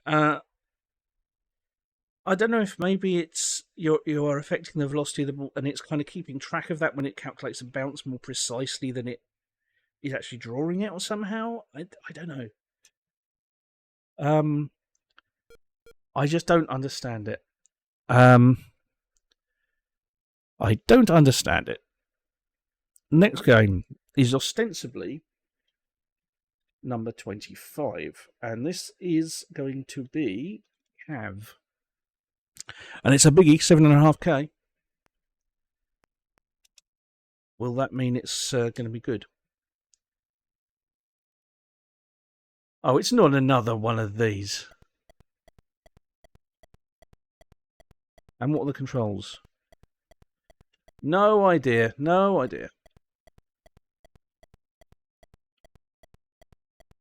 Oh, well, it's not scroll. You're not supposed. You don't have to go through the canyon or whatever it is. Am I supposed to be saving humans or something? Because I can't steer. Oh, Z. Z goes left. X goes right. Okay. I was trying the Spectrum curse keys. It doesn't seem to make any difference what I do. Is there a fire button? Yes, there is. Space. Space is to fire. And I can apparently shoot these humans. But it's not giving me any points. I can shoot the way the landscape as well. What is the 0 at the top left for?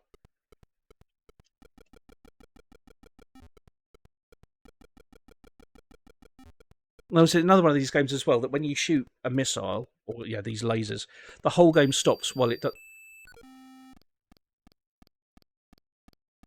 Oh, I'm in a new area. Right, let's assume that red things are dangerous.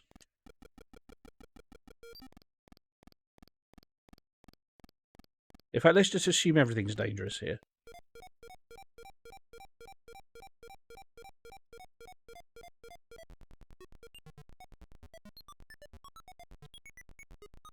Well, that's a colourful celebration.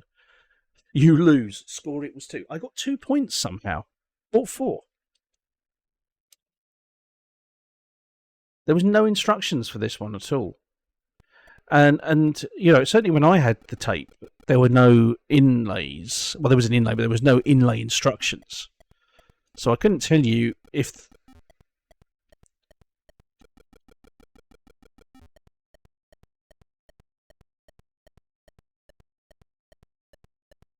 I don't know what's going on.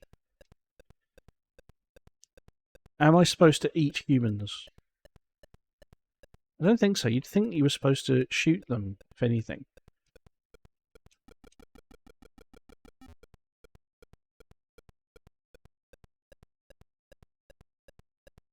Yeah, I'm tempted to wait and see what would happen with the thing. I just don't know. Ah! We have another name. And this one's called The Cavern, and it is by Robert Hicks. Again, best wishes, Robert Hicks. A pity they didn't present the game with instructions. Oh, maybe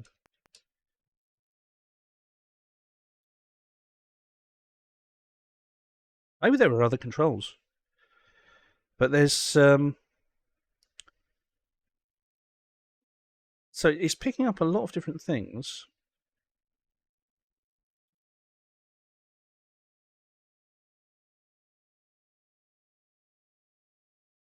Unless there are instructions and they've kind of masked them off.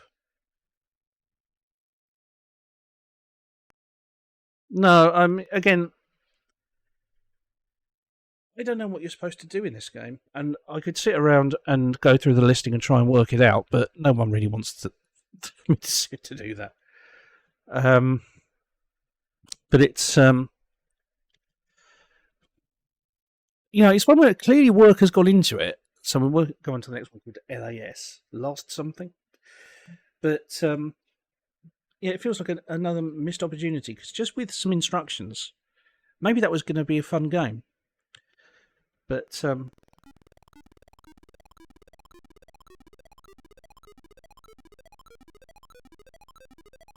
it's the game of red splodges on your screen.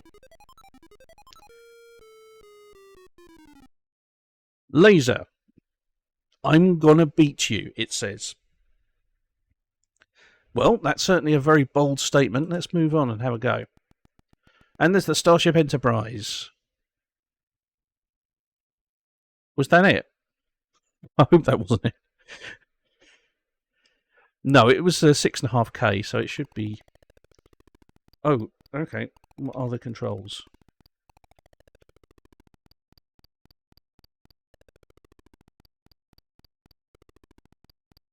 Oh, Q and A.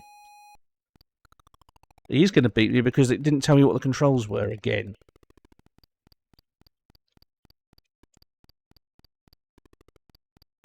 Oh. This is an interesting effect. Yes, we want another go for the moment. That was a very high-pitched one. Oh no. But you have to hold down space to fire, but you only fire for as long as you hold down space. So the moment you lift it up, your bullet stops travelling. Laser, I suppose. Oh, if I destroy the alien then just gets to come back and have another go, do they? I don't.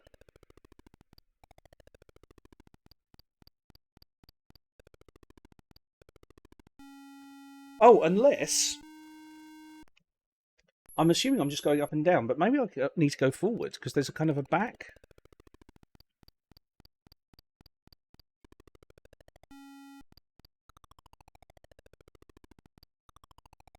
Well, I say that.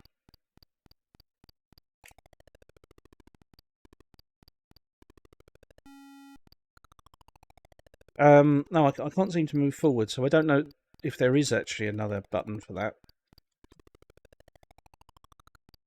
Oh, that's different. This time... Oh, it seems if you hold down any key while the bullet is travelling, it's alright. I thought he'd get me there. I did think he'd get me there. Let's give this another go. No, I don't think there's too much more. It's that high-pitched sound again.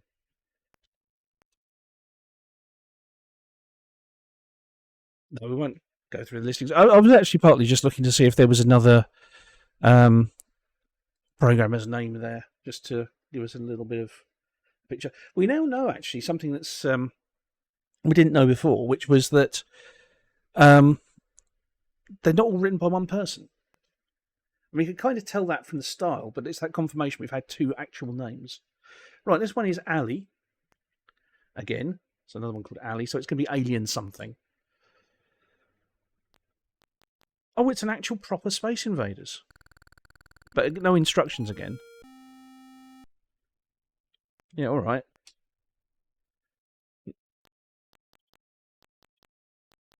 Well, what are the keys?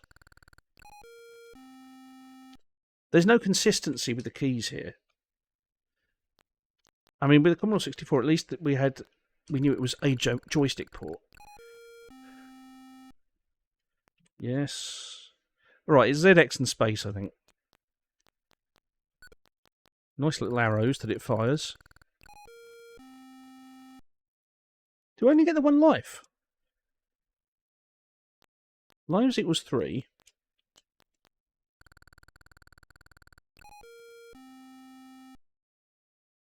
I get 3 lives, but dying removes all of them. I've not encountered that before. Let's have a quick look, see if anybody has claimed responsibility for this game. Not that I can see.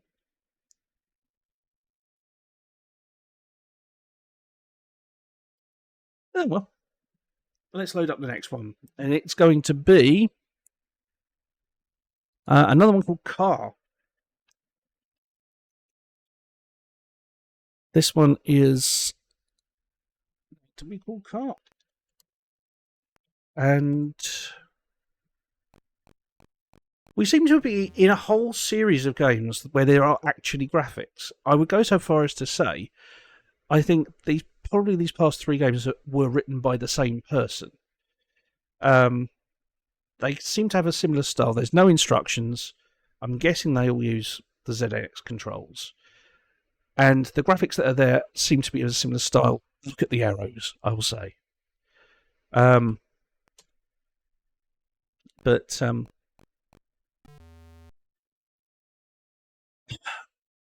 I'll tell you something. I'm wondering if this is just not working properly.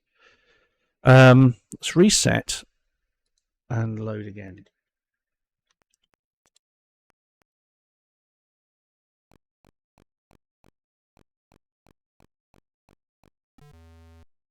Ah, it's behaving differently.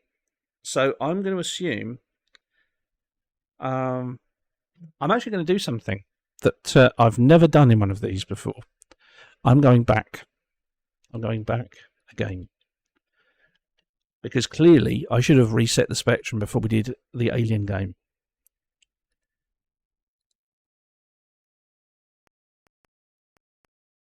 Wrong shift. So this one,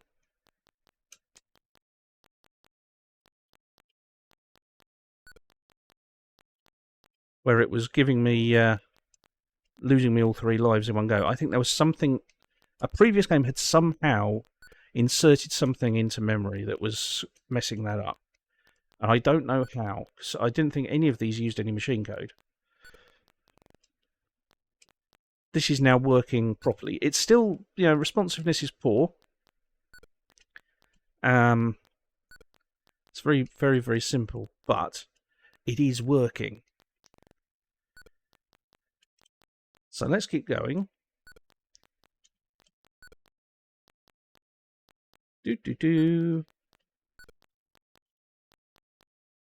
I'm making progress in a very...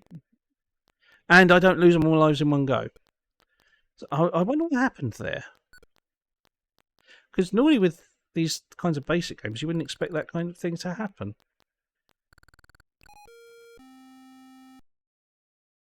Okay. Well, we've seen now that it wasn't as bad as it looked at first sight, and the moral of the story is I should be resetting the Spectrum between each of these. I don't think it's actually affected most of these games, but certainly it affected that one, and I think this one as well. So we're back on this one, which the car I'm assuming is going to be Carrier. We should play again. Now, here the keys seem to be drop. Okay, it's going to be IP. It's not ZNX. Obviously, I'm going to avoid the arrows.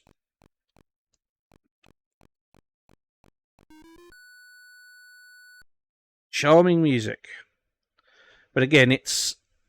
Your cargo is loading. Was I supposed to fly up there?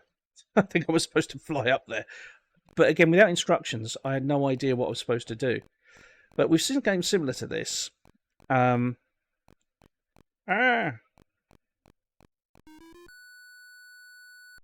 your cargo is loading. I'm going to hold the Q key because we need to go upwards.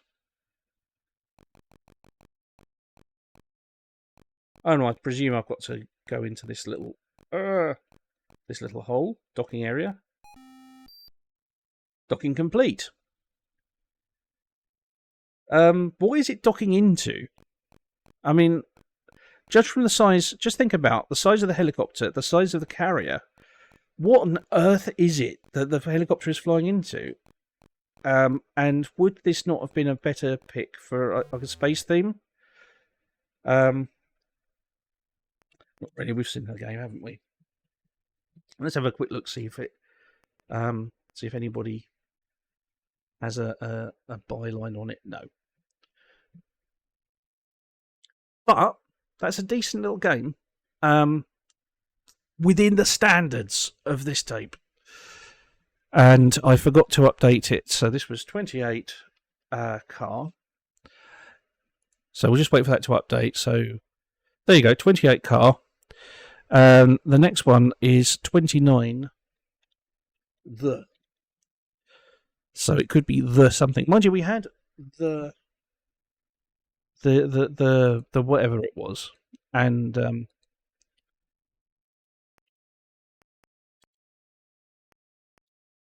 they don't seem to count the in the title normally. The 100-meter sprint. So it's another betting game, isn't it? Basically, it's the horse racing game, isn't it? But without horses. In fact, it looks exactly like that. I wonder if they've written it like this to start with, and then when they ported it onto the other platforms for the other tapes, did they just then think, oh, we should make this horses because people don't usually bet on humans running? Unless it is... I mean, I'm assuming they aren't horses. Maybe they are horses.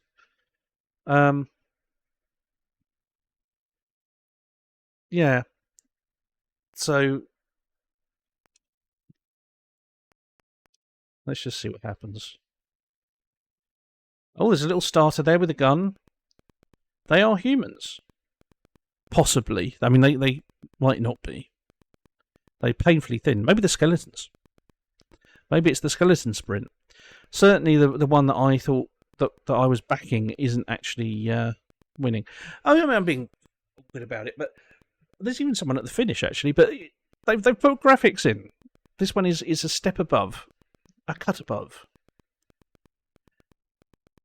And there's a little time measurement. Yeah. The effort was made there. Winner is number 4. Your money is now 50. Yeah, I started with 100. I thought for a minute I started with 50. So do the odds mean anything? Let's just go for number 6. And yeah. Go on. Off they go. Number 6, come on. Again, you know, this I suppose, I mean, did people play these as party games back in the day? I certainly didn't, but then I was a kid. But, and you know, gambling, you don't want to encourage gambling at home at that age, certainly. It was 4 again. What happens if I say yes because I'm out of money?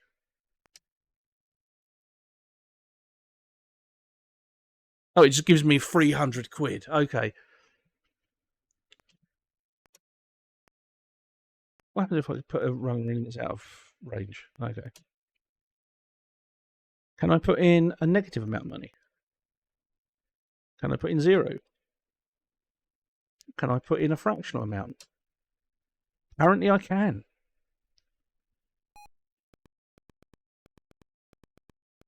Probably come in now. I should have said, I mean, if I can put in a fractional amount, I could obviously put in fractions of what was it, dollars? Or was it pounds? Spectrum was British, so it would be pounds. Looks like 6 is going to win. Come on, 6. We haven't seen what happens if you win yet. Well, 6-1. Yeah, it deals with fractions all right, although it displays them a bit weird. No, let's let's come out of that. But yeah, interesting. That one's all right. I mean, as I say, as a party game, it would be all right. Really, it's just a random number between 1 and 6. You might as well roll the dice. But this next one is called Orb. The odds were a bit weird in that one as well, weren't they? No, it's not. The next one is also called The. I have to correct myself. Hang on. This one is called The. The next one is called Orb. So there's 2 called The. But they were different sizes, so it's not the same issue we may have had before. Lasers 200. Are we back to the whole world of I don't know what we're doing? Am I using cursor keys? No. Amazing Z and X. What are the keys? They're not Q, Z, I, P. Oh, hello. O. P. Oh, I see. I'm right. Z is down.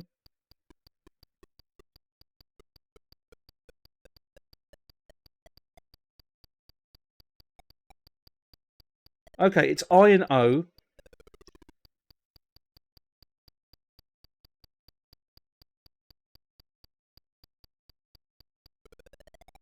No, it's not. Okay, I'm getting it now. It's so I think it is QZ, but you've only got the. You have to point the direction you want to go in. O shoots a laser, and I presume I've got to reach the flashing thing. But obviously the path is hidden to me until I shoot a laser in that direction. But if I do move in a given direction, I move to the very limit of how far that direction will go. Okay. So I don't want to go towards the skull.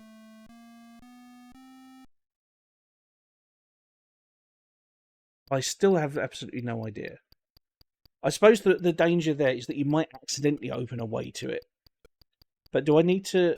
What is the objective here? Am I trying to get out? If so, is the exit just any wall? Because I seem to just be able to keep going forward ad infinitum.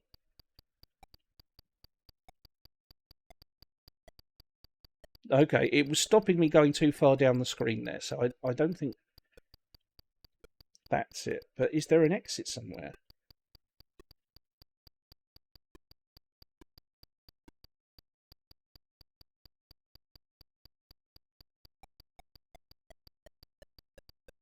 Oh, I can hold it down to go faster.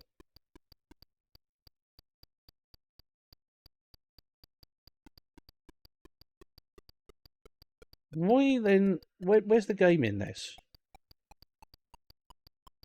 What am I supposed to actually be doing? I mean, right now it seems like it's a very awkward, blocky drawing program.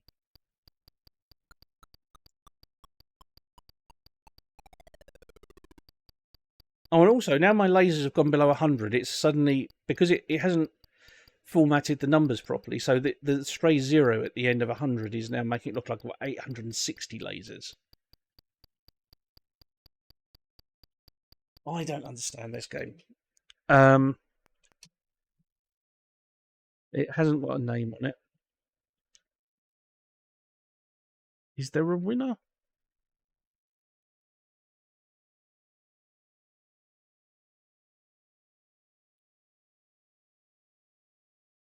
I don't know. No idea. No idea. I don't know what the name of this is. I mean, it's the something, but so let's reset and we'll go on to the next one, which we now know is orb. Orbiter of some sort. Whoops.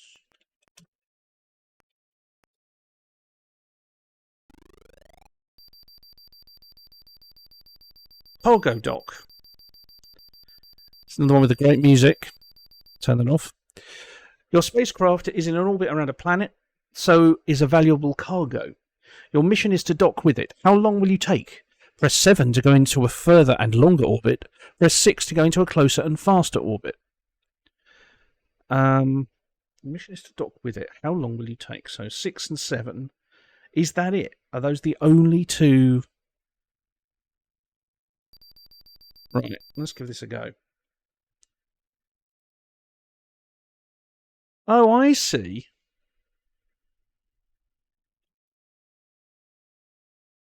Because we're in the same orbit, so I need to catch up to it. I took 28 hours to dock. The thing is, that could be an interesting little idea, but for the fact that it's entirely done in text graphics, so you're moving whole character cells at a time, which actually makes it really difficult to work out where you are and where you're pointing.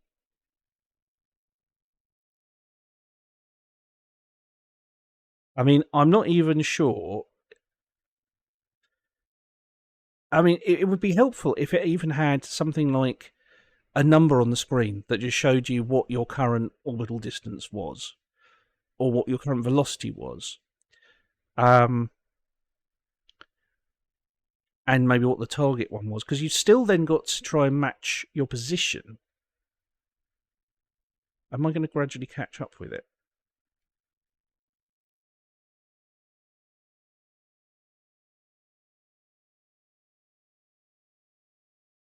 Come on.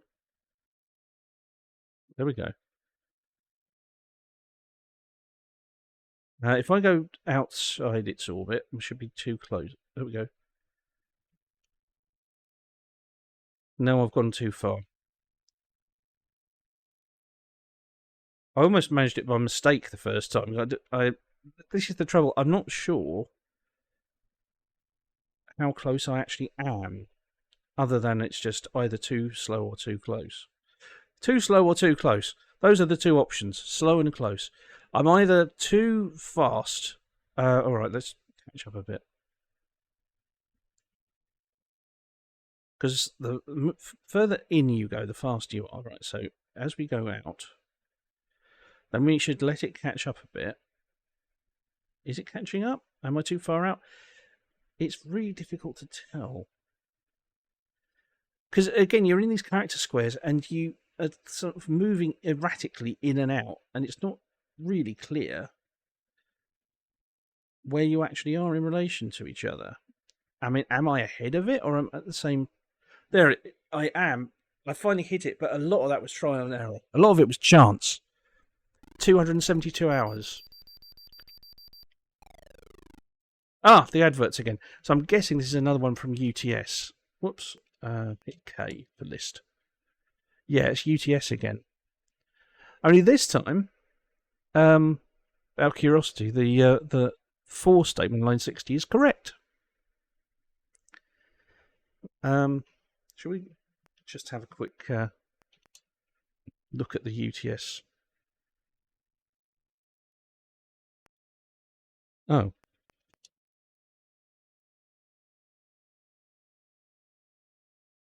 That's interesting. Or does that stop screen updates? That's my Spectrum knowledge. I mean, I wrote a Spectrum emulator once, but my actual knowledge of the effects of individual pokes is not very good. So, I don't know, actually. Unless we... Couldn't you do run 76 or something? So if we go run 60... Weird. I wonder why it's not doing what I think it's supposed to. I don't really care. I'm curious to know, actually, but I mean, I would have thought it would display the thing. So this next one is called Mun. Bear in mind, we did have a game called Munsters, but didn't we? So it's not going to be that again, surely. Muncher. Guide the mouth around the field to eat the strawberries. Beware of deadly nightshade berries. Eat one of those and you're dead. QZIP. They haven't done it, have they? They haven't done another... Oh, it's not.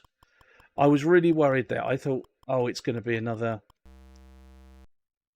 Oh, I got the wrong thing, because I thought red would be danger. I'm stupid, by the way, because I had just read that it was strawberries I was supposed to be going for. But what I was going to say was I thought that it was going to be another Pac-Man, but it's not. But it's still, you know, let's bite things. Let's eat things.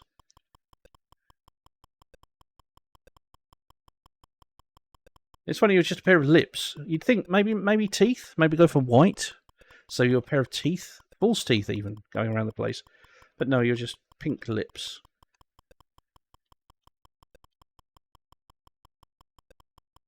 Which, if you think about it, is kind of disturbing. What happens if you get all of the strawberries? Because the nightshade is appearing gradually as you go along.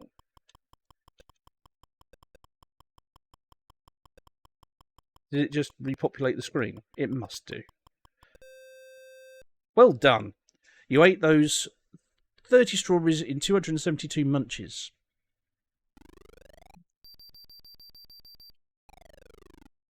So it's going to be another UTS one.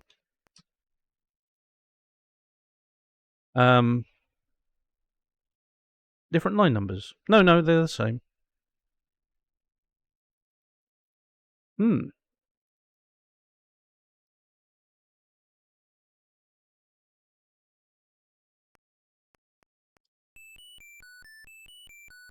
Oh, it worked that time. I wonder if those poke statements at the start...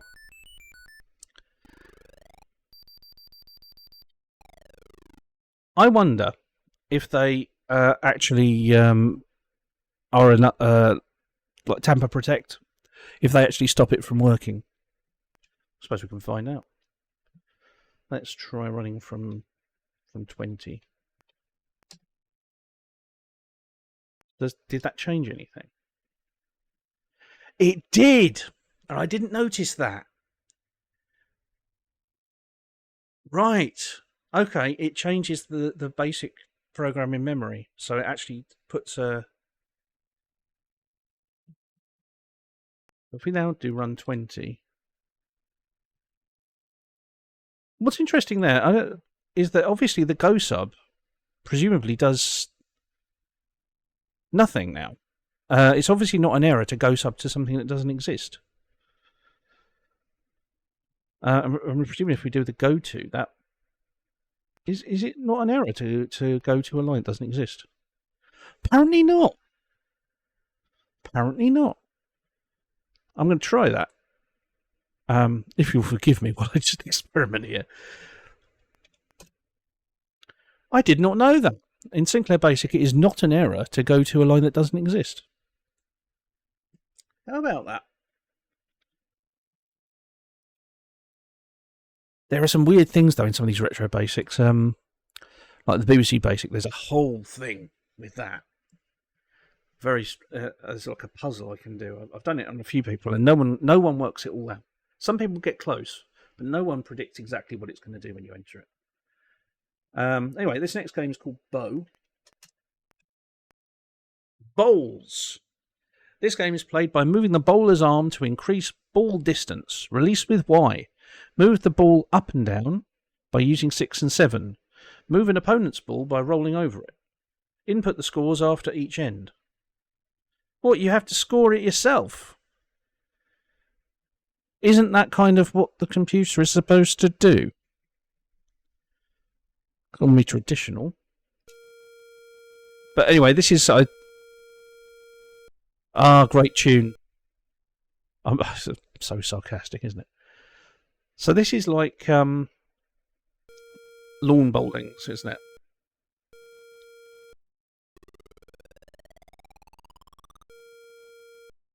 Did you notice, by the way, it says show... I suppose it's more like balls, but I mean, look at how the bowler's arm is moving. Is that natural? Is that natural?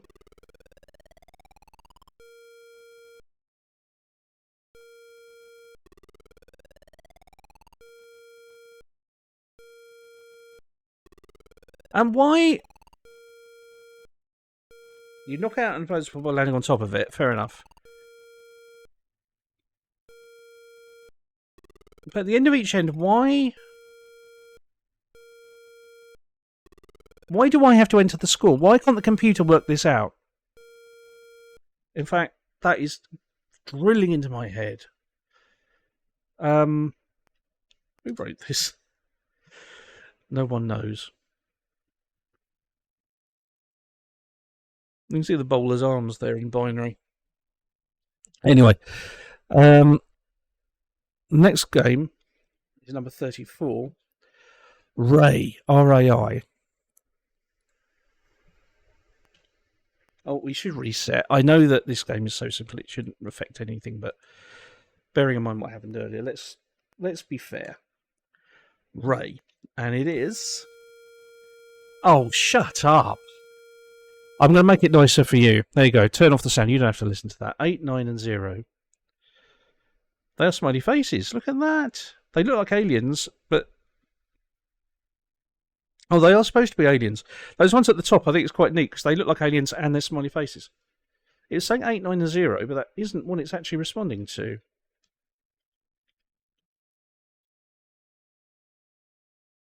It's a very... It's not responding to any keys.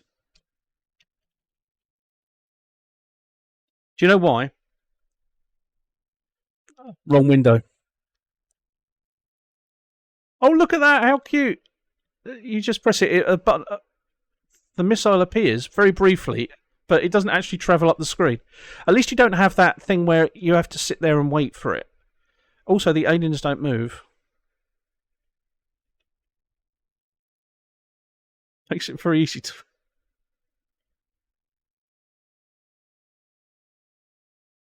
Did you notice apparently they're still shooting at me even when they're not there?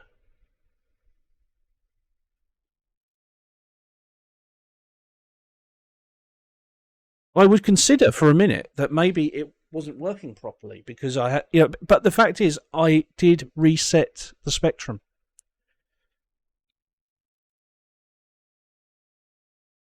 So This is silly. I'm sorry, this is silly.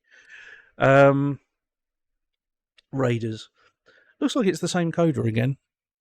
As you can see, that same sort of pattern of just having a big load of UDGs near the start.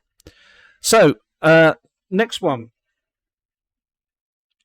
Don't know if you heard that motorbike going up the road. It's that time of day.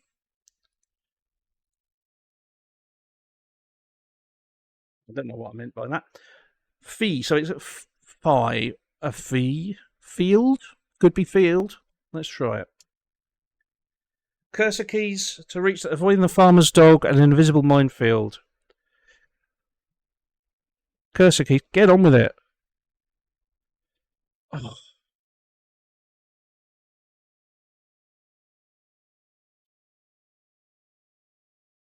And an invisible minefield. Oh, it's that kind of game.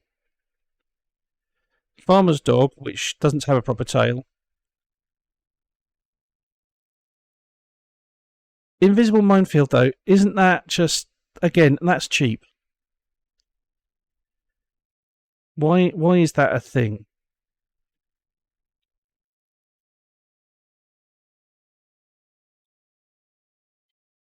That shouldn't be a thing. I mean, I tell you what you could do is, it's Field is the name of the game. Show the mines for a second and then make them invisible. Because otherwise, how are you going to know where they are? It's not fair to just have a player lose a life for something they couldn't do anything about. The next one is Drag. So that's either Dragon or Draw or Drab. That would be brave, wouldn't it? Calling a game Drab. Drapes? Draper? Drapery. Drag race. That's a point. Could be drag race. No, it's dragons. Dragon's Gold. It's a text adventure. You have 0 blocks of gold. Ahead of you is a cave. On the left is a tunnel. And on the right is a tunnel. Now, are the tunnels different depending on the colour? Or is that just they differentiate left and right that way? Let's go ahead into the cave. 200 gold blocks here. That's nice. Ahead of you is a door. On the left is a door. And on the right is a door. Well, let's keep going ahead. It's locked. Move on. Oh, suddenly on the left, what was a door has turned into a tunnel. So this is completely random. There's absolutely nothing.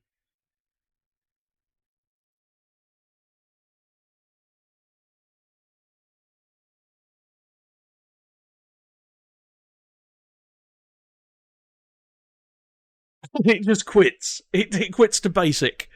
You've fallen down the trap door, you are dead. It didn't even play the funeral march. I thought at first it was going to play the funeral march. We'll give that another go, but I really think it actually just is entirely random, and it doesn't even keep track of which room you're in. So we went into a cave.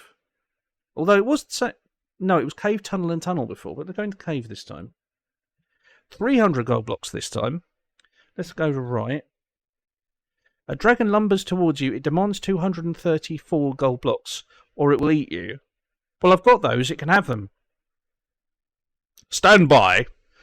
You have enough. Why did I need to stand by? Was it counting them? Let's go ahead into the door. It's open. It will open, rather.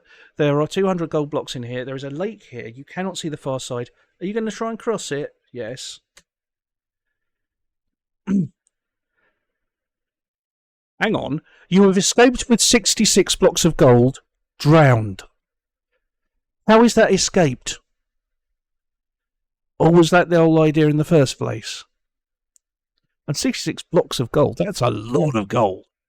Well, I mean, we haven't said how much is a block, but I'm thinking Minecraft blocks. But, it's a meter cubed. 66 cubic meters of gold. I'm not surprised we drowned trying to cross the lake with that. That's more than a stack of Minecraft blocks. Yeah. Oh, another new name. So this is by DC Owen. And I kind of like these randomized adventure games, these randomized dungeon crawls. I have my own one, of course, Caves, which I streamed before. But this one doesn't actually keep track of which room you're in, so you couldn't go back to an earlier room and explore a different tunnel. And there's no real sense of exploration because the room you're in is just random. But for all that, it's a bit of fun. I don't know what all the options are in it. Can't be that many because it's only about 3K in size. Noises ahead. Do you want to investigate? Mine shaft. Yeah, it's a bit of a shame. You can see at line 5000 there, that's where it plays that little tune that you end up with when you die.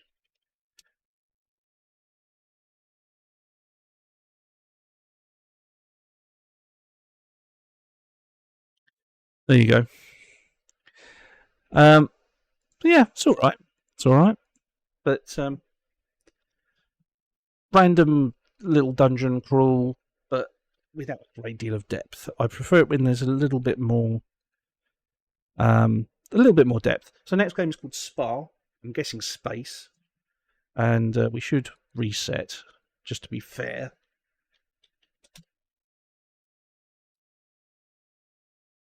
Oh, shut up, Cascade. Oh, I've just realised I've had the sounds turned off, so you're not hearing this. That's okay. So I'm sorry about that. You didn't hear the little bit of music that was in the Dragon game, but don't worry, it was very short. You're searching space for a particular planet. Before you can tell if the planet is in a particular solar system, you must be orbiting the star. Your fuel will only be increased by orbiting stars. To orbit past within on one square, land on a star and you will die. I think this is a game that we've seen before on another tape. And I will now turn on the sound, just in case it does something good. Come on. There you go. If I'm right. Yeah, we've seen this one before. Certainly, I think we had this on the BBC tape, and I think we may have had it on the 64 tape.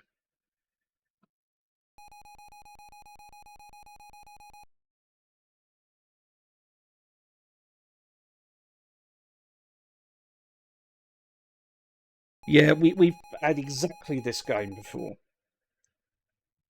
And it's not that bad. You have got to just kind of whoa. You just go from star to star until you eventually find what you're looking for. Star 6. We don't want to. Come on, up we go.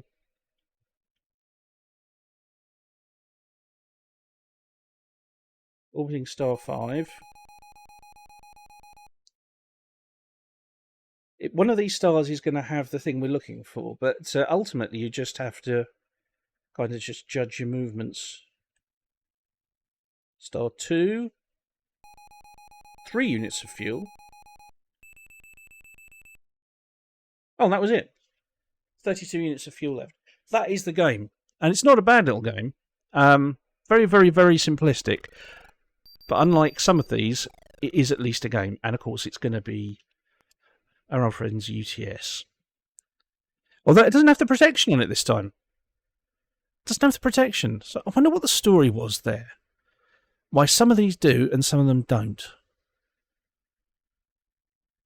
And one of them has the bug in it. That's weird. There's got to be some story there as to what was going on. Right, next game is called Inf. Inferno is my guess. And I've got a feeling that we had a game called that somewhere before, so that could be another one that we've seen before. Yeah, Inferno by Cascade. You must go to the room on the right to get water, put out the fire in the room on the left. Yes, we've seen this before. You win with 10 buckets. Yeah, definitely had this on the BBC version. And I can't remember if it had better or worse graphics, but you have to this really is just move from one side to the other 10 times without crashing. It's that much fun. Got a bucket, which means my block has turned green.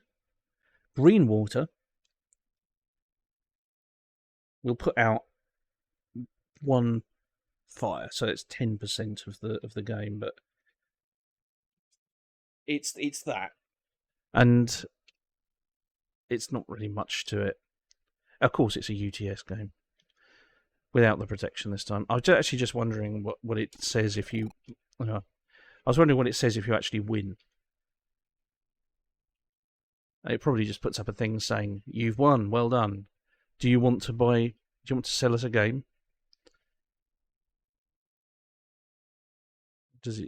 What does it do? Where are you? No, that's it. Bucket so far. I don't know. Next one is called Nim. So it's going to be Nim. We've already had a Nim-like game, but this is... And let's remember to reset, because otherwise I'll forget. And 3 rows of stars. It's Nim. Again, this is the exact version that we saw on the BBC tape, which basically makes me think these are the original versions of the game. They were written for the Spectrum, and then they were converted, certainly for the BBC. Some of them, I think, were converted, maybe to the Commodore 64. I can't remember now. Yeah.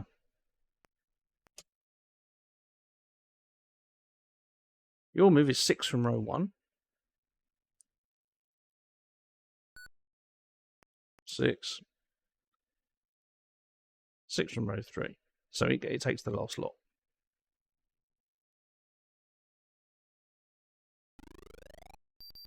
Well done.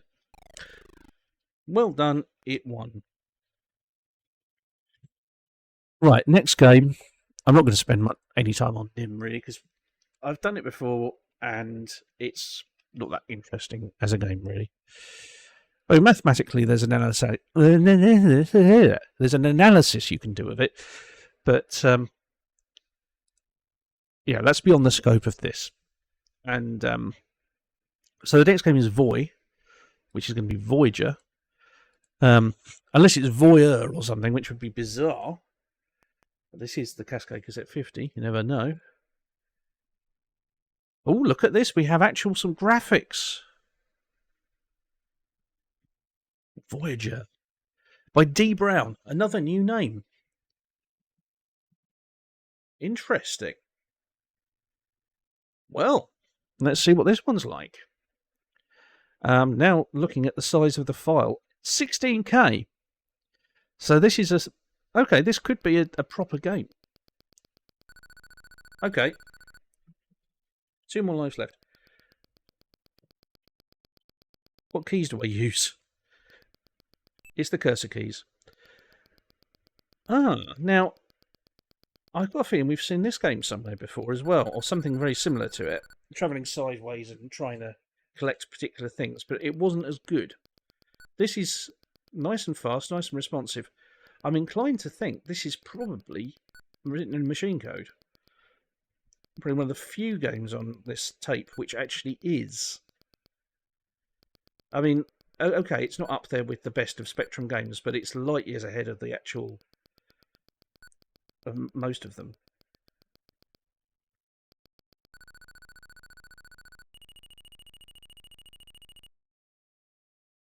Game over, score 342 on level 2.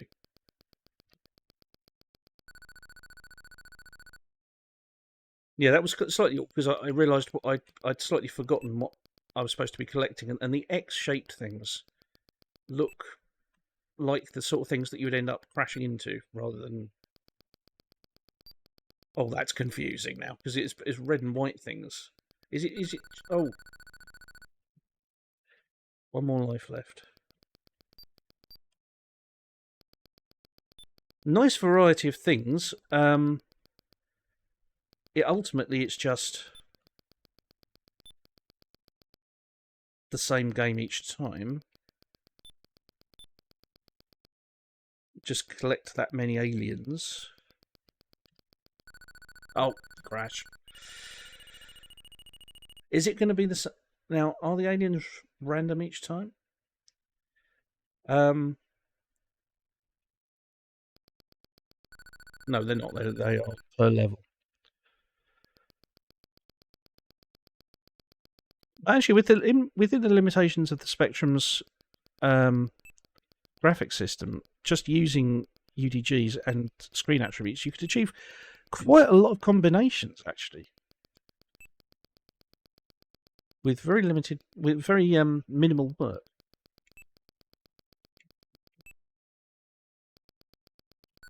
Or maybe they are random. I can't remember. Yeah, seriously, I've got to get 22 aliens on this level. Is it a random number each time? 22 aliens on this level. I'm sure I've had one where it was just like collect one alien. Why is it so many?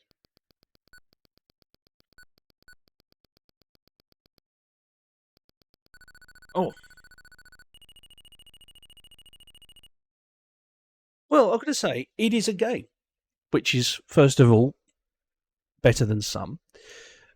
It's nice and responsive. It plays properly.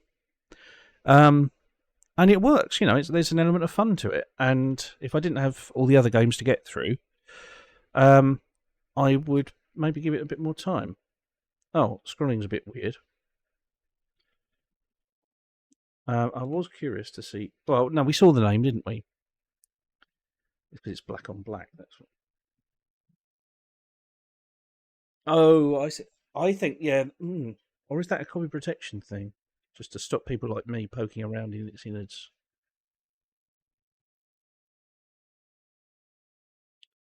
Yeah, that looks like a block of machine code. So I think the game itself is actually being run in machine code. So, yeah, that's reasonable. A reasonable little game. If they had 50 like that, this would have been quite good value for money. Anyway, next game is Ski. Not the multitude of ones called Ski, S-K-I, but S-K-E. Skeleton? Could be.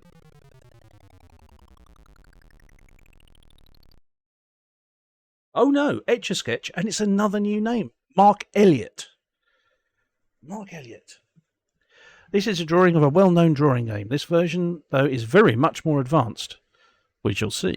In this version, you can draw north, south, east and west, but also northwest, northeast, southwest and southeast. Oh, welcome back. Yeah, let's go, Mark. Additional features. You can choose where to start. You can choose what ink colour you'd like. You can draw circles at any position on the screen, within reason, and choose their ink colour and radius. Okay, that's not bad. You can draw lines at any position on the screen and select their ink colour. You can make curves anywhere on the screen and select their size. You can change the colour of the ink at any time. You can make a copy of the picture on tape and reload it. By 8. By. We don't know how you can reload it, but you can reload it. 8. You can make a copy on the printer. 9. You can clear your trail if. 10. You can read the instructions again if you like. You can select your border and paper colours at the start of the programme. So it's the classic cursor keys and just CLIPT for the stuff. Okay. Paper colour, please. Let's say 4. Border colour 1. Ink colour of line 7, because that'll be white. Oh, do I have to actually give you coordinates? That's a bit weird. Okay, 250. And yeah, I'm drawing. Look at that, everybody. I'm an artist. I can draw lines.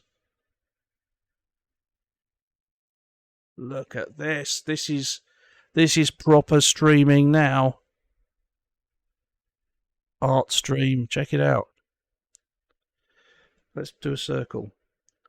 Where do you want to draw your circle and what radius? Oh, so I can't just use the cursor. Okay. But it's just more than your Etch a Sketch would let you do. 30 and 60 and 25. Ink colour 5.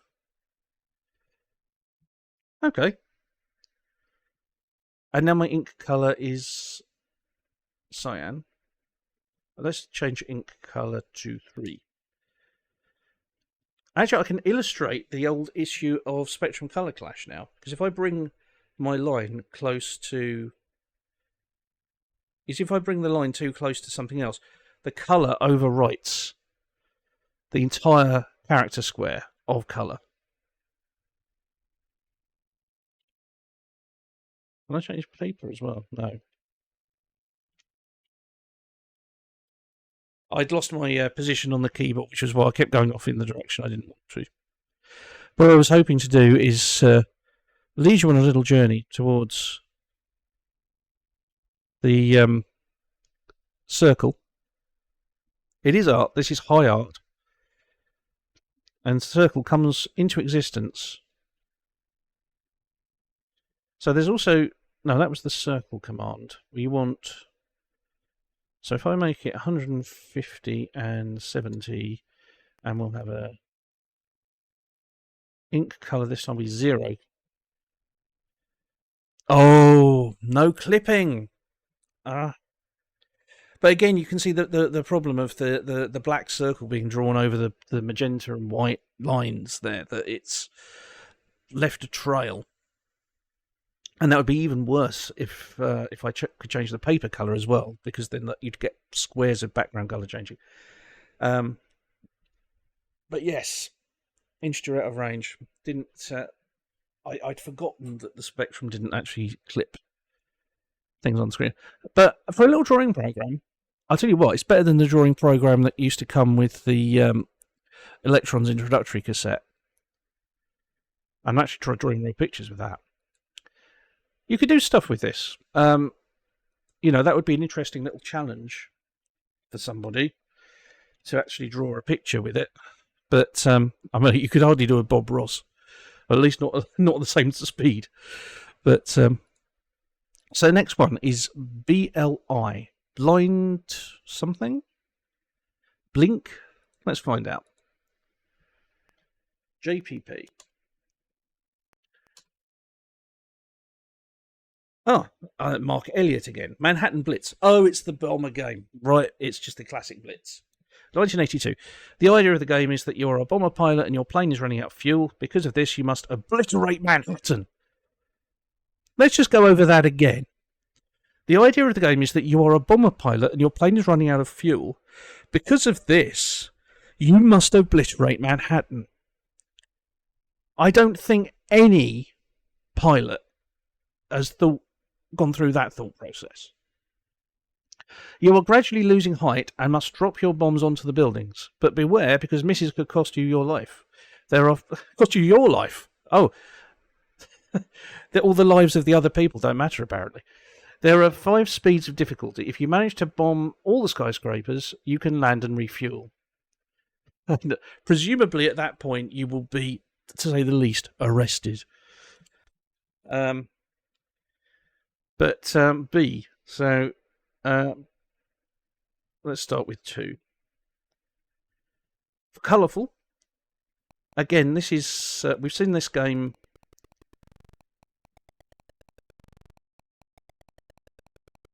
many times. This one is just side to side.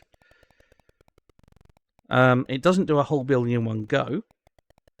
It seems that, I don't know if maybe the caps of the buildings, we'll find out. Well, I'll tell you where else it's unusual. The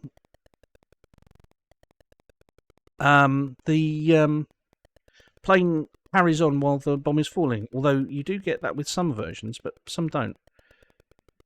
I'm not even sure then, is this even possible? The reason I say that is because if you can only knock out the buildings one block at a time, How are you going to get enough space to land in the amount of time it's got to cross the screen that many times?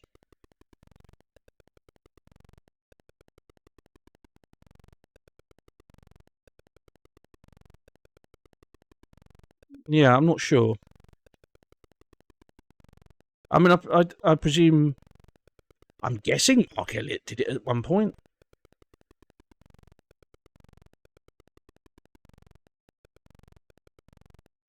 Oh, I managed to get 2 bombs off on the same building that time.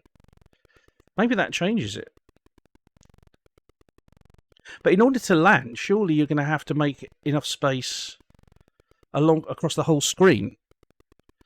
Or is that the way it works? Maybe you just need to have enough space to touch down, in which case only the rightmost buildings would matter.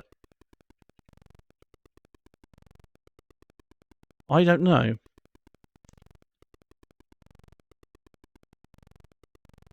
We are gradually dropping down. That's again two on the same building that time. Interesting.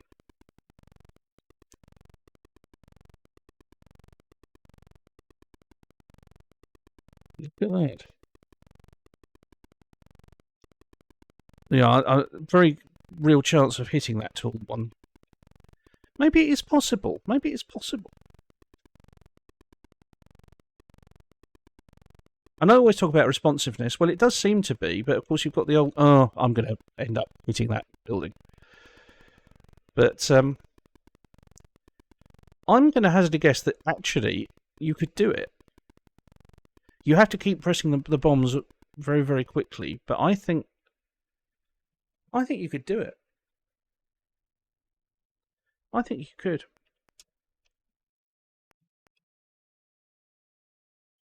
Ah, what a colourful screen.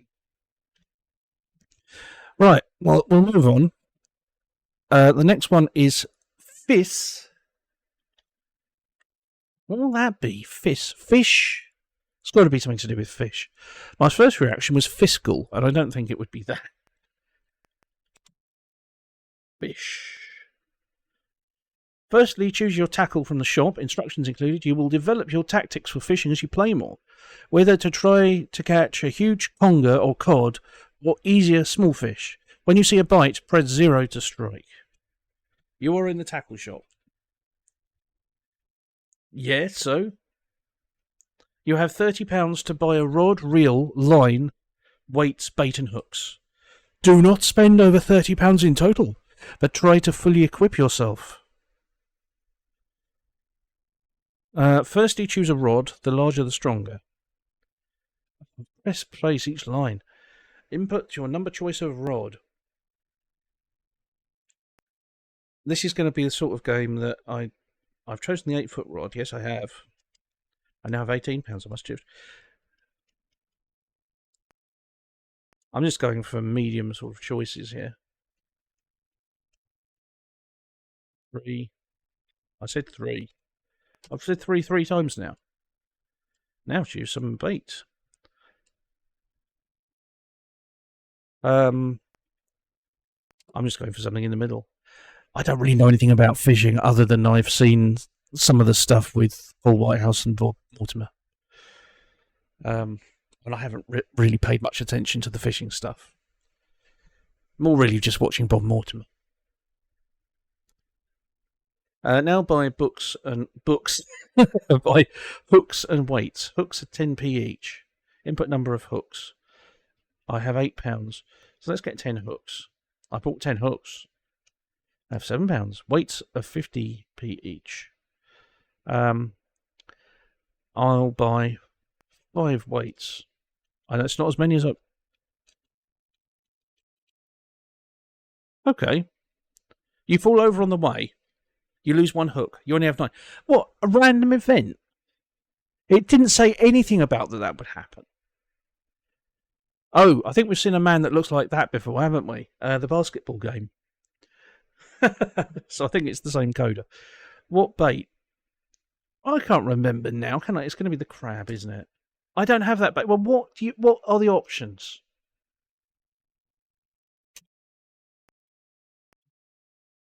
One crab. Oh, you have to enter it in full. Okay.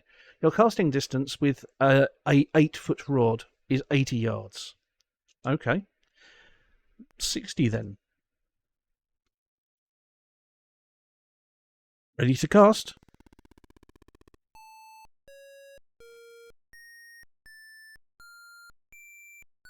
I didn't really cast it, did I? I forgot, because you have to press the button to... This is a... Shut up! I'm sorry, I'm not going to waste too much time. That was annoying. And I realised that I wouldn't do anything anyway, because I forgot to cast it, because it didn't prompt you. I know I'm blaming the game for this, because I did read the instructions. But while it was doing that, I should have pressed the button, and I think it was 6, in order to cast it forward. But I can't be bothered. Sorry. I'll have a quick look, see if it says who wrote it. High score was Fred. I don't think the coder was called Fred somehow. I think that's just generic. So the next game is MYS Mystery. Unless it's a version of Myst many years before Myst was actually released. It's Mystery. You must break into a castle and steal the diamonds. You die when you hear the sound. Because that's a big fart. You are confronted by a minefield in the castle grounds. Use 5, 6, 7, 8 to reach the top. Any key. I hope this isn't going to be an invisible minefield. Hang on. Need to just sit myself down. Oh. Yes. No, it's not invisible. When you're ready, game, you know, that's enough. I don't need any more mines.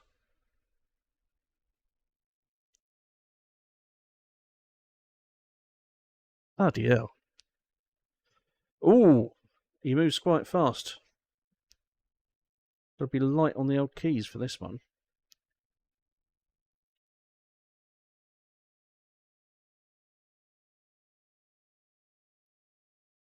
You have to be... Oh, it's very... This is over-responsive. I normally complain that they're not responsive enough. But we got there.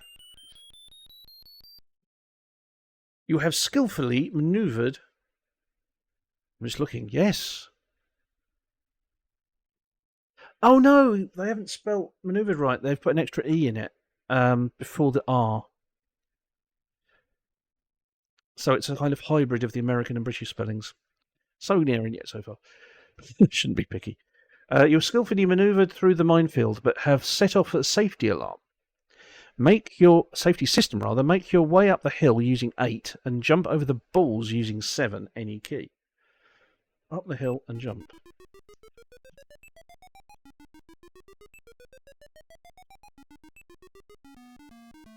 You can kind of cheat that, because all you have to do is hold down 7 while a ball is next to you. You just hold down 7 while a ball is falling, basically, and you will jump it. You have made your way to the top of the hill and must now cross the castle moat, any key. Use 8 to reach the edge of the moat, use 7 to jump onto the moving bridge, and 8 to continue once over. Okay.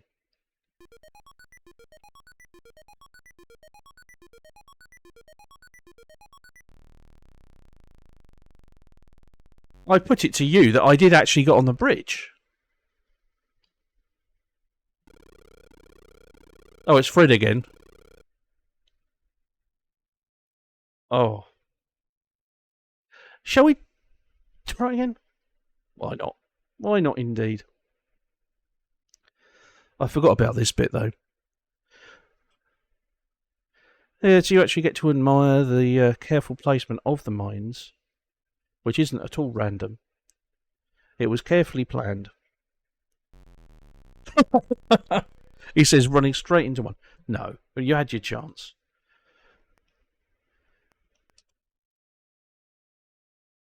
I wonder, do you get any extra stages, actually? Let's have a quick look. How big is the game? Well, it's actually quite long. The moving bridge. What came after that? You're now at the castle gates. Input your choice of door. You've chosen wrongly and must now fight the guard. So there was that.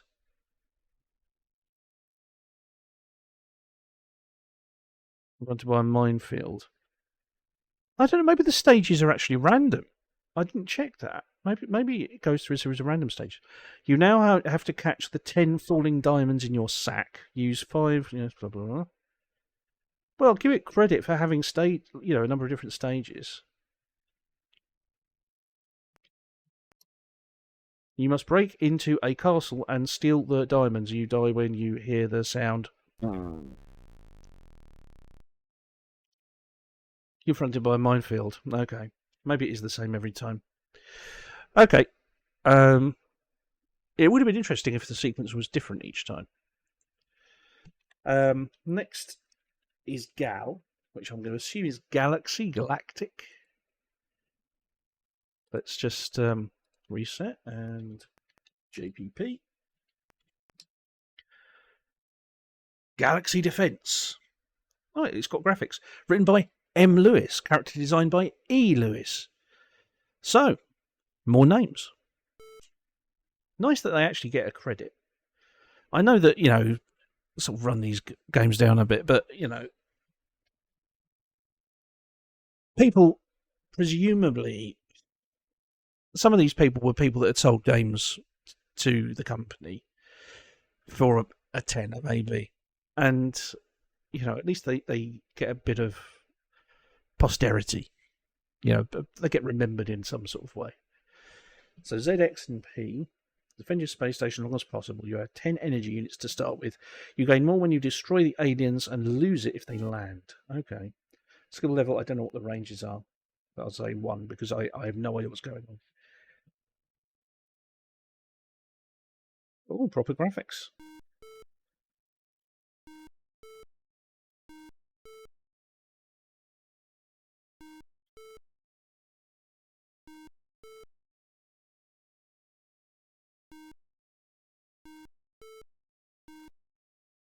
So it seems to me that even if you destroy aliens, they keep coming.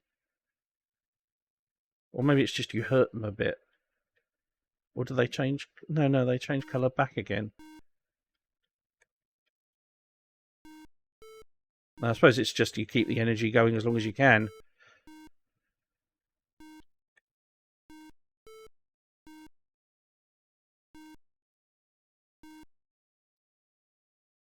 Interesting. And what I was thinking there was interesting was why they chose to draw the dome as 2 curves rather than an actual semicircle. Or maybe a semicircle was too tall for what they wanted. Because the arc command in Sinclair Basic, it only let you do circle arcs. Although, again, that's more than BBC Basic let you do. And way more than Commodore Basic let you do.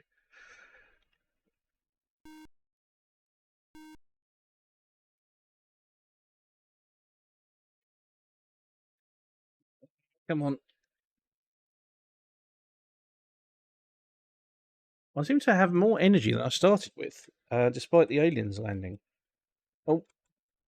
Maybe not now.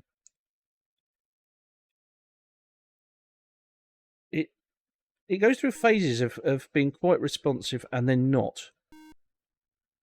Next alien that lands. Oh, he's gonna be the one.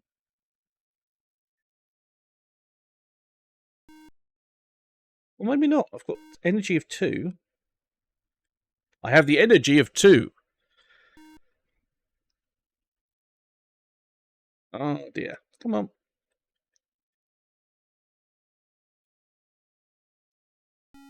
Oh, there we go. I am destroyed. But it didn't wait for a key, so just moved straight on. Yeah, it's a game. Who'd have thought it? Space City is the name. From Newport Gwent. I didn't mean to reveal the address. I don't know what. That's almost certainly nothing to do with them now. Yeah. Made in Newport Gwent. Who'd have thought it?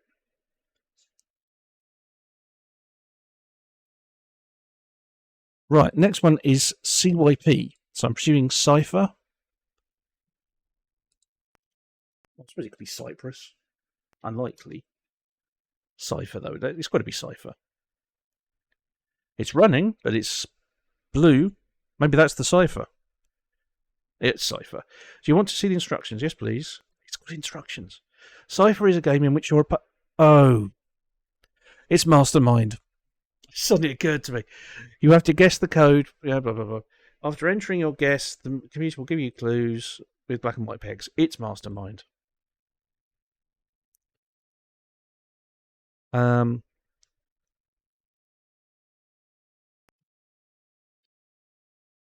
Each match is played over 16 games, blah, blah, blah. Talk about... Some of these games had no instructions at all. This one is really going being a bit too far. 1, 3, because I'm not going to be very good at this. How many colours? 4. 8. No, don't want to be timed. Enter guess. Well, let's start with just the initial... Oh, well, let's start with BWI. No, that's fine. So one's in the right place, which I think means, well, either one is duplicated. Well, we'll start with black in the right place, and then red and yellow.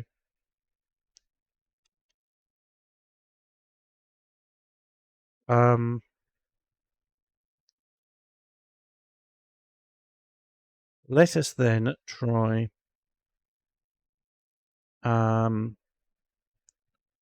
white,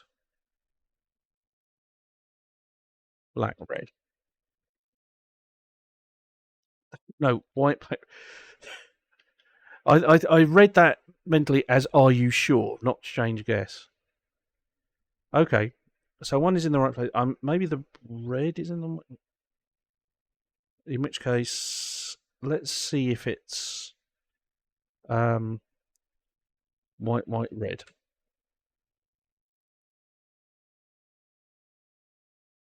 Oh, red is the one that's in the wrong place. Okay. So it must be in the right place in the middle. So I'm thinking then, is it... Oh, no, because yellow wasn't right. Unless it's red, black.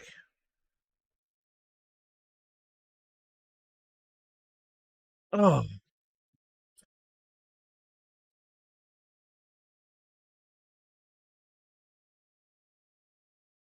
All right. What about...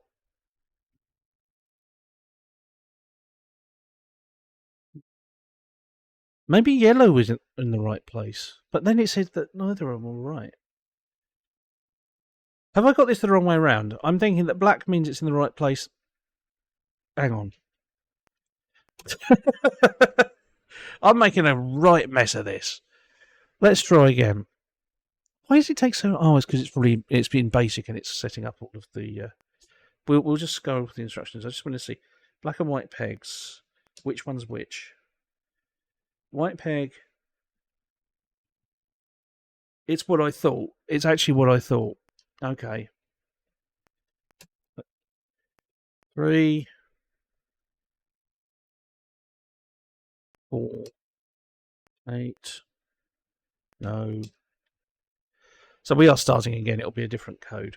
But let's see. So one is in the right place and one is the right colour. So, or at least one is the right colour.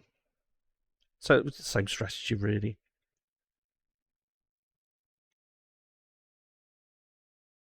Okay. So now we have. So I'm thinking.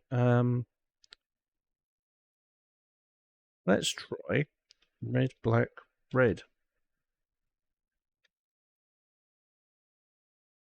No.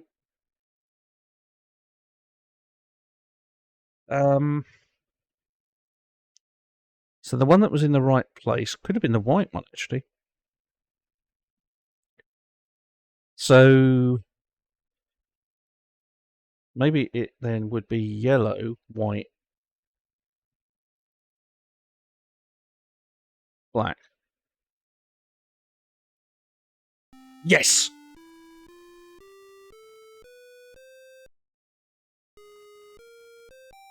Pure luck! I actually had to put brain power into that, which costs money. I have to pay a bill for my brain.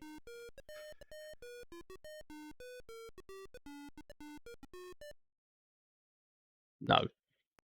Although I will say, that's well done as a game. It's nicely made, and it reset itself at the end. And it had a nice, colourful text screens as well. Very nicely done. So the next one, we have a game called Jet. Now, this could be Jet Bike, which we have seen before, or it could be some other Jet game. I can now confirm, by the way, just looking at this tape, that where I thought there might have been a duplicate game earlier, apparently that wasn't the case. There were only 50 games on this tape. So whether that was a mistake when making this tape image, this TZX file, or whether the game actually was just duplicated on the original cassette 50, in which case people got ripped off and only got 49 of these fantastic games, I don't know. But let's move on. Jetmobile. You must not let the mobile come into contact with the red lines. If you win, keep moving, blah, blah, blah, blah, blah. You can give a slight bias to the movement. Why did they have to put that horrible bleeping noise in? It makes no sense.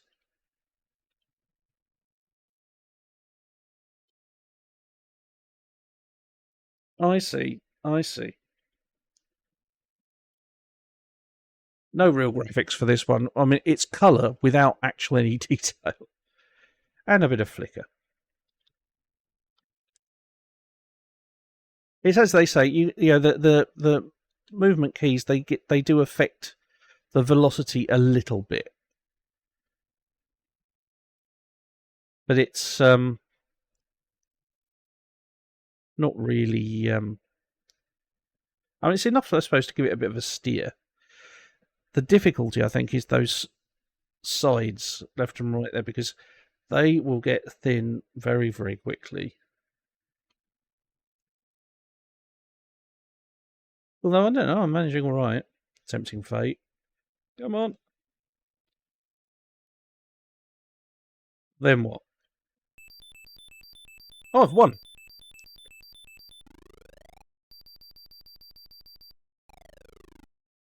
Yeah, another one with the advert. It's going to be another UTS one. Yeah. So I wonder who UTS were. Right. Next one is Bar. B-A-R.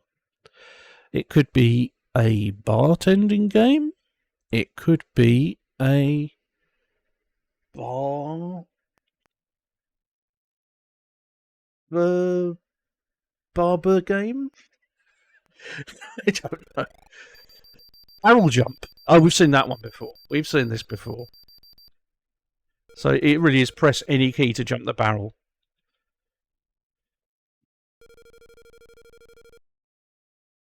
I think, wasn't it the BBC version of this? It didn't actually have graphics.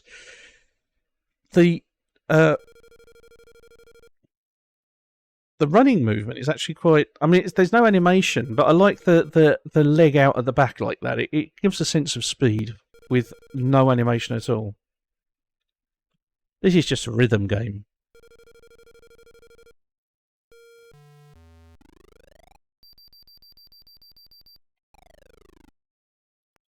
Again, it's going to be the old, same old.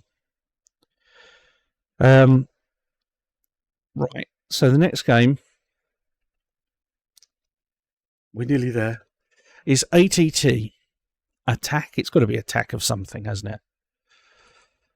Attention, maybe. Attenuation.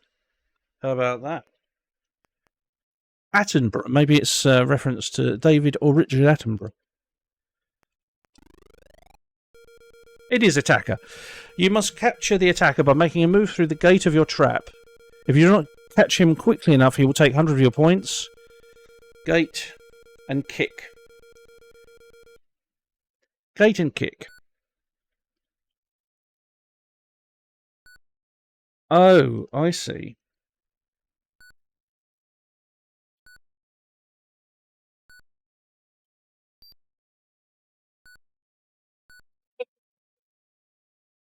I like to think this is actually a person, this attacker, and they are literally just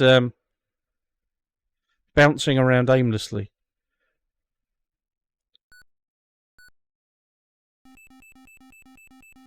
That worked. That worked. I got my money back.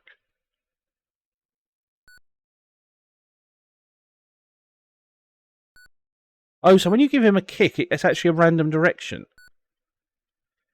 That's a shame. I could have got him then.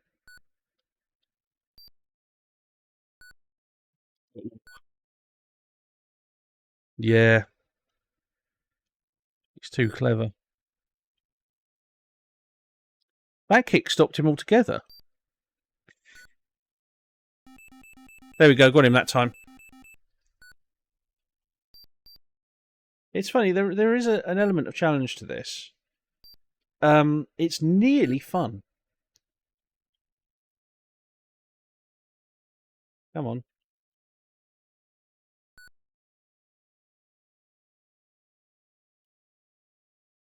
Oh, come on. Yeah. I'm not quite sure if there's ever a win condition on this one. Oh, it's one of those. No. Nearly fun, yeah. It says everything, doesn't it?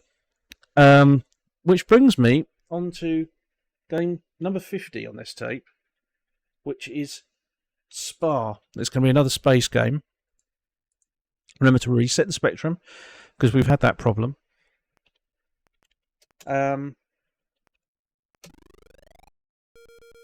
Space mission by Cascade. You are in an area of matter and antimatter. Your ship will be destroyed if any antimatter touches it. Any matter that touches your ship will be vaporized. Blah blah blah blah blah. I'm skipping. I'm rushing through that because of the obnoxious music. Why am I going to get music? Okay, we're in a very, very unresponsive game. Do you remember what I'm supposed to do here? I mean, am I just supposed to get out of here? A TIE fighter. We call it a letter H. Do I have to just escape? Or is it...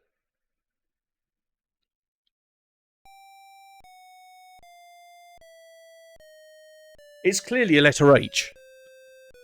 Although, you're probably right that whoever made this game probably were thinking to themselves, that looks like a TIE fighter. I don't need to even change anything for that.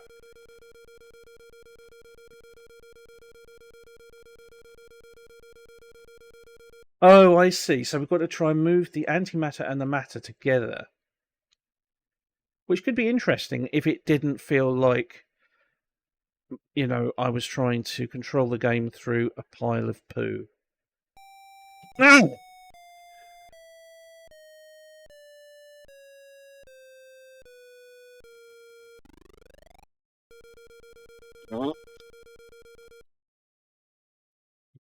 It's a shame because we had maybe 2 actual good games on this tape. By which I mean, you know, I could understand them having a commercial release in the early 80s when things were simpler. Some of these, we haven't had any that I would say are out and out unplayable, which is unique. On the BBC tape, several were unplayable. On the Commodore 64, I think we had a couple of unplayable ones, certainly at least one. We've had one that was definitely not a game because it didn't actually work properly. But it was playable in the sense that you Basketball. Well, yeah, for a two-player game, I suppose. We had a few goes at bowling games. As I say, the Skittles game. Oh, they do explode. I think that's quite a clever little mechanism there, because the person who created this game noticed that the antimatter tends to bunch up, or the matter tends to bunch up, and that makes it a bit too easy otherwise. It's a shame it isn't faster. If it was a bit faster, there would be a challenge to this game that would make it would give it a bit of an edge. But as it is, it just doesn't feel like there's really very much to this game.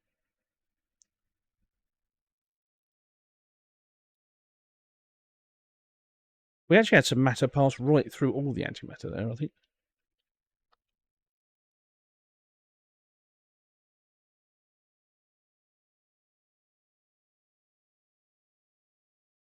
The trouble is, you've got these games that are just, they're written in BASIC, and it's... Oh.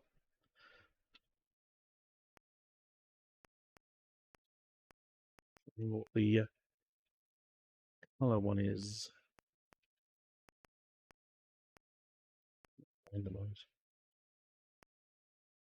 Oh, I managed to screw that up, didn't I? What is that? Press the wrong key. Well, that is all 50 games. That is all 50 games, of which we had 2 that were exactly the same program. And I'm prepared to say that may be because of a mistake when creating this TZX file. But given the standard of the programs that we've seen on these tapes, it's equally possible that the Spectrum Cassette 50 had just 49 games on it with one duplicate. You're right, Ditz. There could well be another 50 coming. As I say, certainly there was a Cassette 50 for the Auric. I think there was one for the Dragon 32. So that could be another 100. Whether that will come to light, I don't know. We'll see. We'll see if there's demand. Yeah, I think that the real interesting thing is the number of games that have this. I think it tells that story, that £10 for a game. You demand it, do you? Well, we'll see. I have to find a copy of the tape first of all. Actually, if I look on let's see if on Wikipedia, does it give how many versions there are for this? It was released for the Electron, the Amstrad CPC. That's another one. We do the Amstrad CPC, the Apple II, the Atari 8-bit. We've done BBC Micro. All 100 in one stream. We've done Commodore 64, Dragon 32, Auric 1, Auric Atmos. I'm not sure if that's the same version. VIC 20, we could do that one. ZX 81, we could do that one. So that's a good few hundred still to go.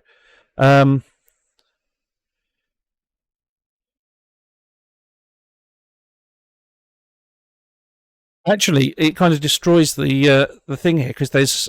Oh, well, actually, the Electron version was different from the BBC one. I thought it was. So I might have to do the Electron one separately.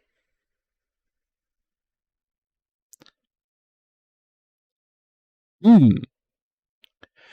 it does kind of spoil the surprise, because it's actually, the Wikipedia article's got a full listing of which games are on each tape. It doesn't actually say, though, for the Spectrum.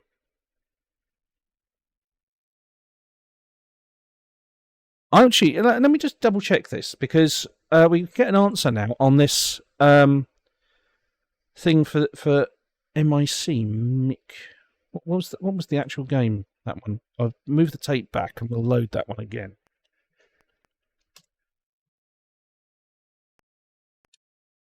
What was it? Short Circuit.